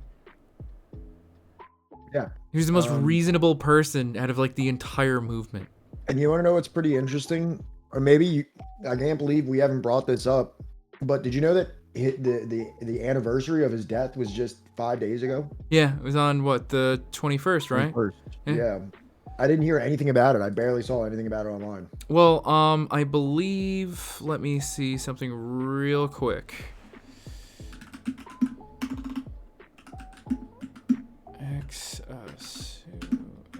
FBI. 4 days ago, Malcolm X's family to sue FBI, CIA, and NYPD. Hold on. Wait, just wait till we get to the end of the slides. Okay. Because we got stuff here. Malcolm's assassination turned a cold winter afternoon in New York City into the site of an unfolding political tragedy. One shooter would be arrested, but witnesses identified perhaps as many as 4 others, and rumors, conspiracy theories, and debates over who killed Malcolm X persist until this day. The chaos surrounding Malcolm X's death seemed to echo aspects of Malcolm's prediction of race war, but with the ironic twist that the struggle would be fought among blacks rather than across the color line. Malcolm's lawyer, Percy Sutton, told reporters that his fallen client planned to release the names of those who were trying to kill him at the Audubon. More than 10,000 people attended Malcolm's funeral, and more than 20,000 people viewed his body in Harlem, braving frigid temperatures to pay respects to a political leader whose significance grew even larger in death than it had been in life. Eulogized by his friend, the actor O.C. Davis, as our living black manhood at a Christian church in Harlem, Malcolm was accompanied to the funeral rites of his Orthodox Muslim beliefs. His corpse, draped in white robes, could be glimpsed through a glass-covered coffin surrounded by 10 ununiformed black police officers.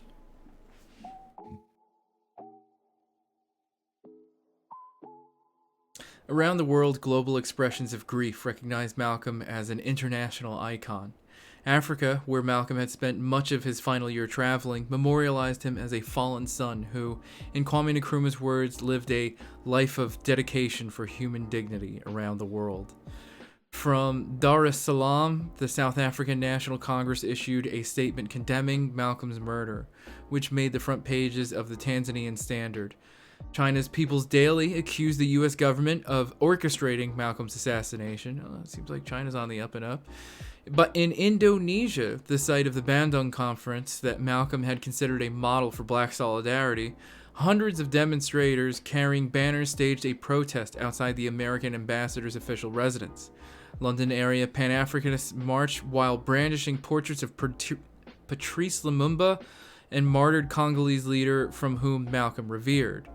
The Council of African Organizations traced Malcolm's murder back to a force larger than the NOI, American imperialism.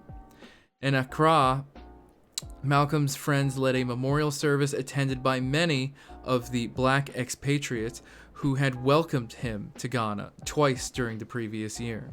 They characterized Malcolm's death as the beginning rather than the end of a new chapter of the human rights struggle being waged by blacks all over the world. Max's most significant black political adversary in life offered glowing tributes in death. Martin Luther King Jr.'s public statements following Malcolm's assassination included telegrammed condolences, advanced a critical sympathetic elegy for his political and intellectual counterpart. King called Malcolm a product of the hate and violence invested in the Negro's blighted existence in this nation. Through biographical details of Malcolm's familial tragedies and teenage juvenile delinquency, King sketched a portrait of a black genius capable of overcoming personal obstacles not only to be felled by political circumstances.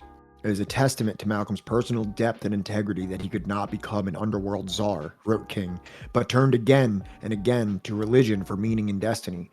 Malcolm's death represented King's first public acknowledgement of him as a man of deep religious faith. King openly wondered what he might have become. Malcolm was still turning and growing at the time of his brutal and meaningless assassination. King offered details of Malcolm's recent trip to Selma, where he had yearned to work with civil rights groups but seemed incapable of turning the corner that would allow him to commit to nonviolence. Beneath Malcolm's words of fire were signs of a new interest in politics as a way of promoting black dignity and racial equality. King recognized the convergence between Malcolm's struggle for radical black dignity and his own quest for radical black citizenship. Malcolm's public and private efforts to engage in struggles for racial justice showcased a man of passion and zeal in search of a program through which he could channel his talents. King's penetrating analysis of Malcolm's life and political influence reveals an intimate aspect of a professional relationship that remained strained throughout their lives. King respected Malcolm, even as he winced at the rhetorical barbs hurled his way by the only political leader who equaled his oratorical excellence. Martin had studied Malcolm's speeches and interviews enough to cite The Hate That Hate Produced as the television documentary that introduced Malcolm to the world, and to detail autobiographical stories with ease. Malcolm's personal sincerity and political integrity impressed King, whose admiring essay suggested that, under different circumstances, the two might have become friends. Yet King faltered in his description of Malcolm as a man in search of a program. Malcolm's improvisational final year outlined multiple strategies for black freedom, distilling the struggle for black dignity at the local, national, and global levels. Lacking the resources and time to transform civil rights struggles into a human rights movement, Malcolm left a legacy of revolutionary politics that, shortly after his death, would galvanize black power activists. But his greatest impact may have been on Martin Luther King Jr. This is what you were talking about. Yeah. So crazy. This was just 4 days ago that this came out. 3 or 4 days ago that this came out. So play this because it's so incredible that we're like reading this and we're so like, I'm sure that there was some type of a, they purposely maybe put all this out on like the anniversary of his death. It kind of makes sense that they would do that for publicity wise, but it's just so interesting that like while I was looking up all this, I started looking at YouTube and I was like, wait, this was from 4 days ago. I was like, just to have like there being current events that coincide with this, monumental history that we're reading from 50 years ago is just very interesting. This week marked the anniversary of the assassination of Malcolm X. Since that day, 58 years ago, there have been many difficult and painful questions about who may have been involved in his murder and what led to it. This week, Malcolm X's family took new action, announcing their intent to sue several federal and local government agencies for allegedly concealing evidence about what happened. We want justice served for our father. Malcolm X's daughter, Ilyasa Shabazz, still searching for answers decades after his assassination. At a press conference this week, Shabazz, surrounded by family and civil rights attorney Ben Crump, announced plans to file a $100 million wrongful death lawsuit against the NYPD, the CIA, FBI, and other government agencies. For years, our family has fought for the truth to come to light concerning his murder, and we'd like our father to receive the justice that he deserves. They allege a conspiracy in connection with Malcolm X's murder and a subsequent cover-up of evidence. The truth about the circumstances leading to the death of our father is important, not only to his family, but to many followers, many admirers, many who look to him for guidance, for love. On February 21st, 1965, Malcolm X was killed in a hail of bullets just as he was about to give a speech in the Audubon Ballroom in Harlem as his pregnant wife and children ducked for safety. He was 39 years old. 3 men were arrested and convicted of the crime. In November 2021, after decades of doubt surrounding the case and following the release of the Netflix documentary Who Killed Malcolm X, the Manhattan District Attorney reopened the case. 2 men who were convicted of murdering Malcolm X in 1966 were exonerated after serving decades in prison, and the district attorney admitted that the FBI and NYPD at the time withheld evidence. The New York Police Department, the FBI, the District Attorney of New York had factual evidence, exculpatory evidence that they fraudulently concealed from the men who were wrongfully convicted for the assassination of Malcolm X. And they also fraudulently concealed that information, most importantly, from the family of Malcolm X. The FBI, CIA, and NYPD did not respond to the NewsHour's requests for comments. The lawsuit could help put to rest decades of controversy and conspiracy theories that have swirled in the more than 50 years since his assassination. Leading Malcolm X historian Abdur Rahman Muhammad sees the suit as the culmination of years of work investigating the assassination. I'm extremely gratified and really had no way of knowing going into this that it would culminate in such a spectacular victory. And I think it's unprecedented in U.S. history that that's ever happened. What's up, Wilco? And I'm extremely grateful and gratified to have lived long enough to see this day. As for Malcolm X's family, they say they want their father to receive the justice he deserves. Yeah, it's amazing that just as we're reading this, as we're going through this, and everybody, a lot of people in chat have been, we have a lot of regulars that are here every single week. We've all been on this journey together, kind of learned about Malcolm and Martin and civil rights, and like to have that go concurrent with this like major kind of announcement in the case of the assassination of Malcolm X is super interesting and exciting to see that there's still people talking about this. You know what I mean? Like, the effect of Malcolm X, the legacy of Malcolm X is still being, heralded to this day, still being exalted to this day. And it's like, especially after just reading this, like, I can't help but say that he's one of the more inspiring people that I've ever read about. And I find this time and time again, and I think this is why I like this channel, why I like what we do in this channel as focusing on subversive history, because people like, when I look at someone like Paul Robeson, when I look at someone like Huey Newton, when I look at someone like Malcolm X, you see these people that are born into the system that gives them absolutely nothing. They are not afforded a single privilege in any economic sense, in any educational sense, in any political sense. They are given the absolute bottom of the barrel in terms of resources by which that they can amount to these like colossus legacies that are still being talked about for decades.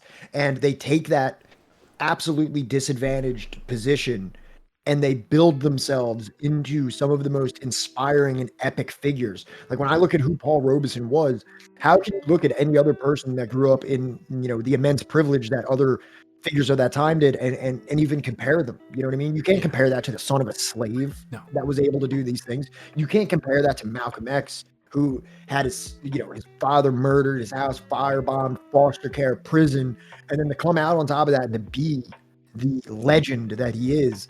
It's just such like a heartwarming and inspiring story to go over. I think, what part was it? There's a part right before they go over the shooting where he talks about sincerity. Do you know what I'm talking about?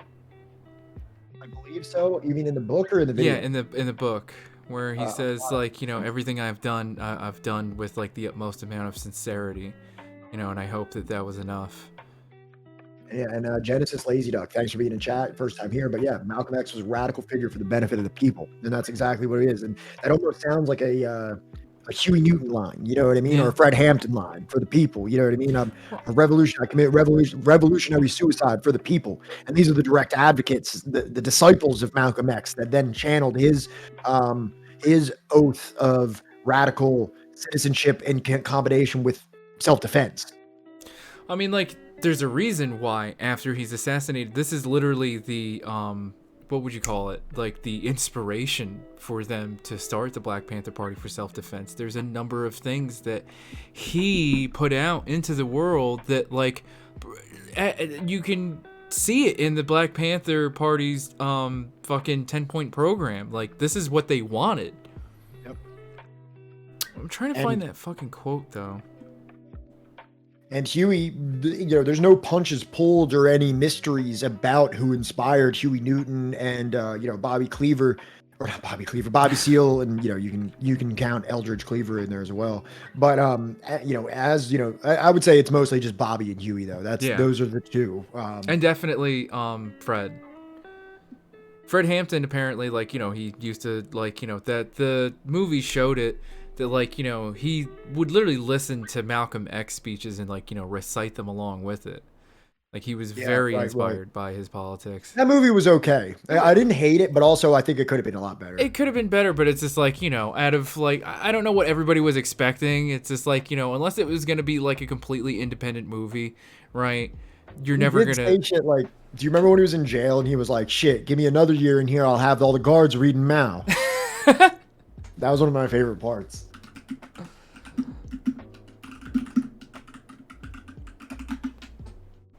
I think that I don't think they disgraced his legacy that much though. Right. I went in there prepared to be like, what the fuck is this? And I came out like, okay. So the quote that I keep referring to is, I want to be remembered as someone who was sincere. Even if I made mistakes, they were made in sincerity. And I think that, like, that just screams throughout his entire legacy. He truly did dedicate himself. Like, at no point do we see any kind of scandal. At no point, what? Where should I put recommendations for Subversive History? Discord, I was going to say, if you have, recommendations for anybody that might be cool to look into, put it in the Discord. That's a cool idea too. I'm surprised we don't have a Discord for that. But yeah, no, if you got anybody that, like, you think would be great to come on or anything, like, reach out to us. We're fairly sociable. This is way less of, like, a top-down sort of thing.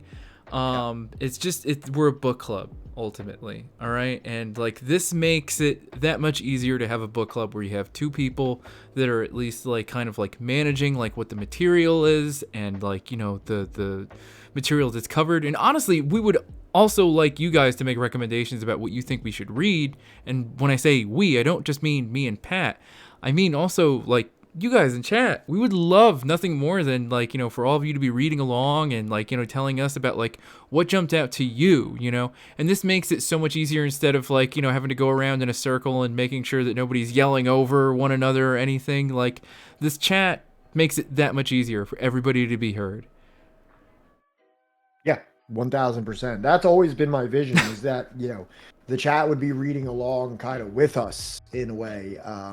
And I understand that might not be manageable for like every single person and everything like that. And, you know, not to toot our own horn, but I think we do a pretty good fucking job of breaking these chapters down and, you know, providing you the contexts and the points and things like that. So, you know, if you can't read it or you choose not to read it or you don't feel like reading it, tune into Subversive History. I think we do a pretty good job of distilling these chapters into something that you can, we probably do almost like it's our, so I'll put it like this. Our presentation takes longer than it would take for you to read it. You could read the fucking thing in 30, 45 minutes if you really wanted to. But really we could. do a 4-hour breakdown of it. So yeah, you might be getting a little bit more out of the old Subversive History. And even if it does take you 4 hours to read a single chapter, I'm right there with you, chat. It takes me a really long time to get through just a single chapter. So like it's okay if you struggle with reading. It's okay like, you know, if you need like the audio book and like the PDF or the physical book in front of you, right? And like, you know, you gotta like be breaking out highlighters and like all this other shit. I get it. It's a struggle, man. But like we can get through it together. And that's fine too, you know what I mean? If you're cool with just getting into our stream, and we're gonna, you know, we're what are they called? Bibliophiles? Yeah. Or bibliomaniacs, depending on who you're asking, you know. Bibliophiles, or what the fuck was the other word that you found that like had me fucking fucking dying? You want to get into? Why don't you pull up a link to the book that we're gonna start next week? Oh shit! All right. This week marked the anniversary. I thought there was another slide. I didn't realize we were like done. We are done. Okay. All right. Let me just make sure I'm not logged into my Amazon account.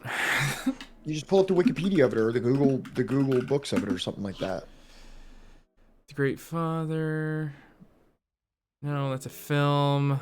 God damn it. Skadoodle-doodle-doo. Skoo-doo-doo-doo-doo.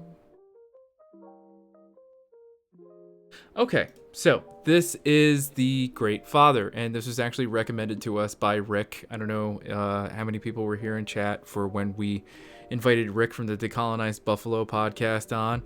But, you know, I had, like, the idea of, like, all right, let's read, like, 2 books at the same time because you got to have one in order to understand the other. And they were going to be Black Skin, White Masks and, you know, fucking Red Skin, White Masks. But I think this is maybe just a little bit better of, like, a primer for, like, understanding Native American history, you know, or First Nation, Indigenous, you know. The Great Father was widely praised when it appeared in 2 volumes in 1984 and was awarded the Ray Allen Bellington Prize by the Organization of American Historians. The abridged 1-volume edition follows the structure of the 2-volume edition, eliminating only the footnotes and some of the detail. It is a comprehensive history of the relations between the U.S. government and the Indians. I'm just quoting that. I'm not saying that word. Covering the 2 centuries from the Revolutionary... What word is it? This one. Indians? Yeah. Come on, man. Sorry, I fucked up. All right. What the hell is it? Covering the... Yeah, just wait till if we ever get around to reading Frantz Fanon. We're going to have to try and figure out how we're going to go about certain words. But covering the 2 centuries from the Revolutionary War to 1980, the book traces the development of the American Indian policy and to the growth of the bureaucracy created to implement that policy. So... for all of you that liked, you know, the counter-revolution of 1776, but maybe wanted something that was just a little bit more indigenous heavy, you know, or, you know, looked at things from that perspective a little bit more, or, you know, maybe didn't give you the entire plot of the book in the intro.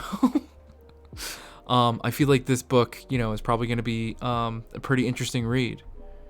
And here's where we're at. So we were going to do red skin, white mask. That's what it's, red skin, white mask is what it's called, right? Yeah.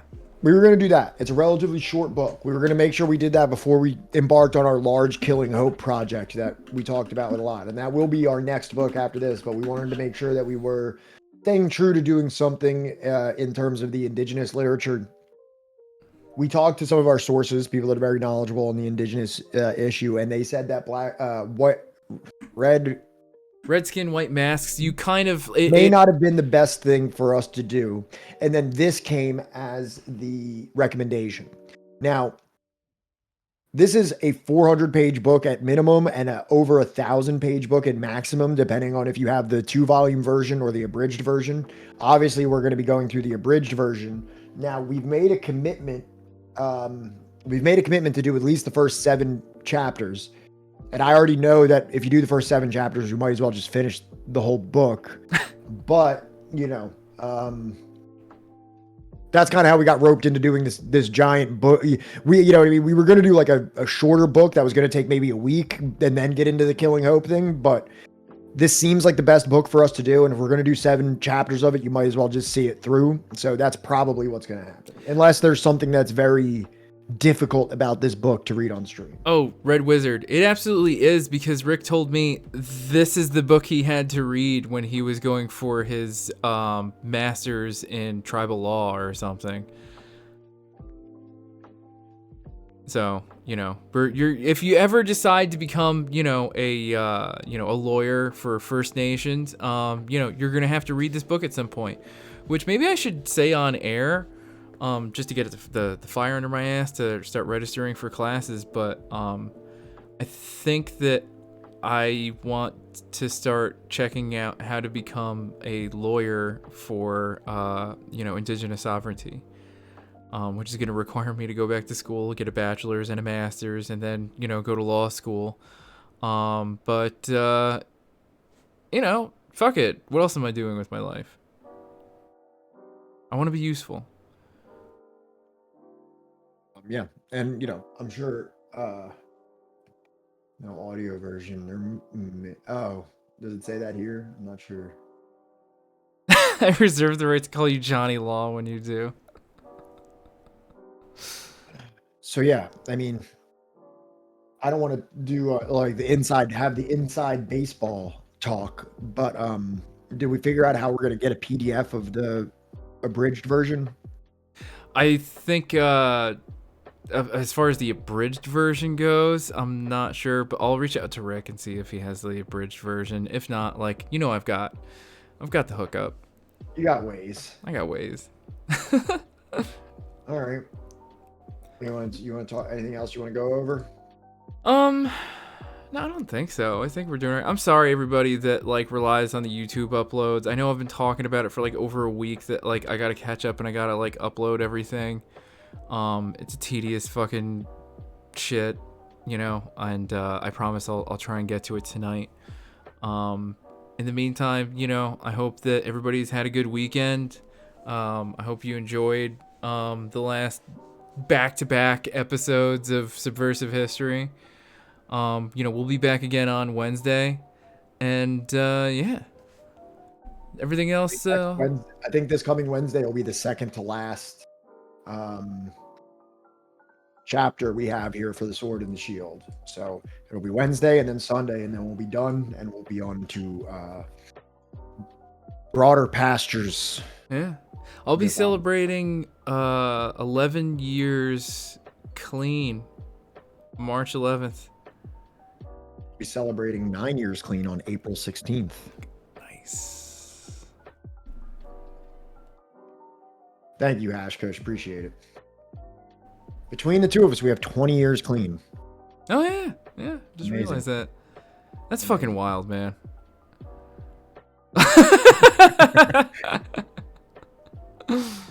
little Thank sus. you. That's all I'm saying. Yeah, haven't had anything stronger than a Tylenol in all that fucking time. Maybe one day we'll do a stream about recovery, but, you know. Maybe one day we'll get high on stream. Well, actually, that brings up an excellent point before we close out. You know, we're going to be streaming into Jason's Society because, you know, good friend of...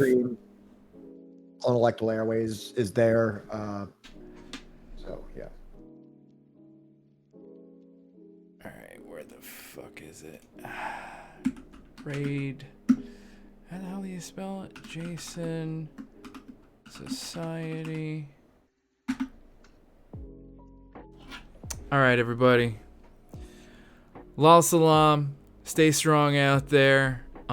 Be well. And we'll see you Wednesday. All right, everybody. Much love. Lal Salam.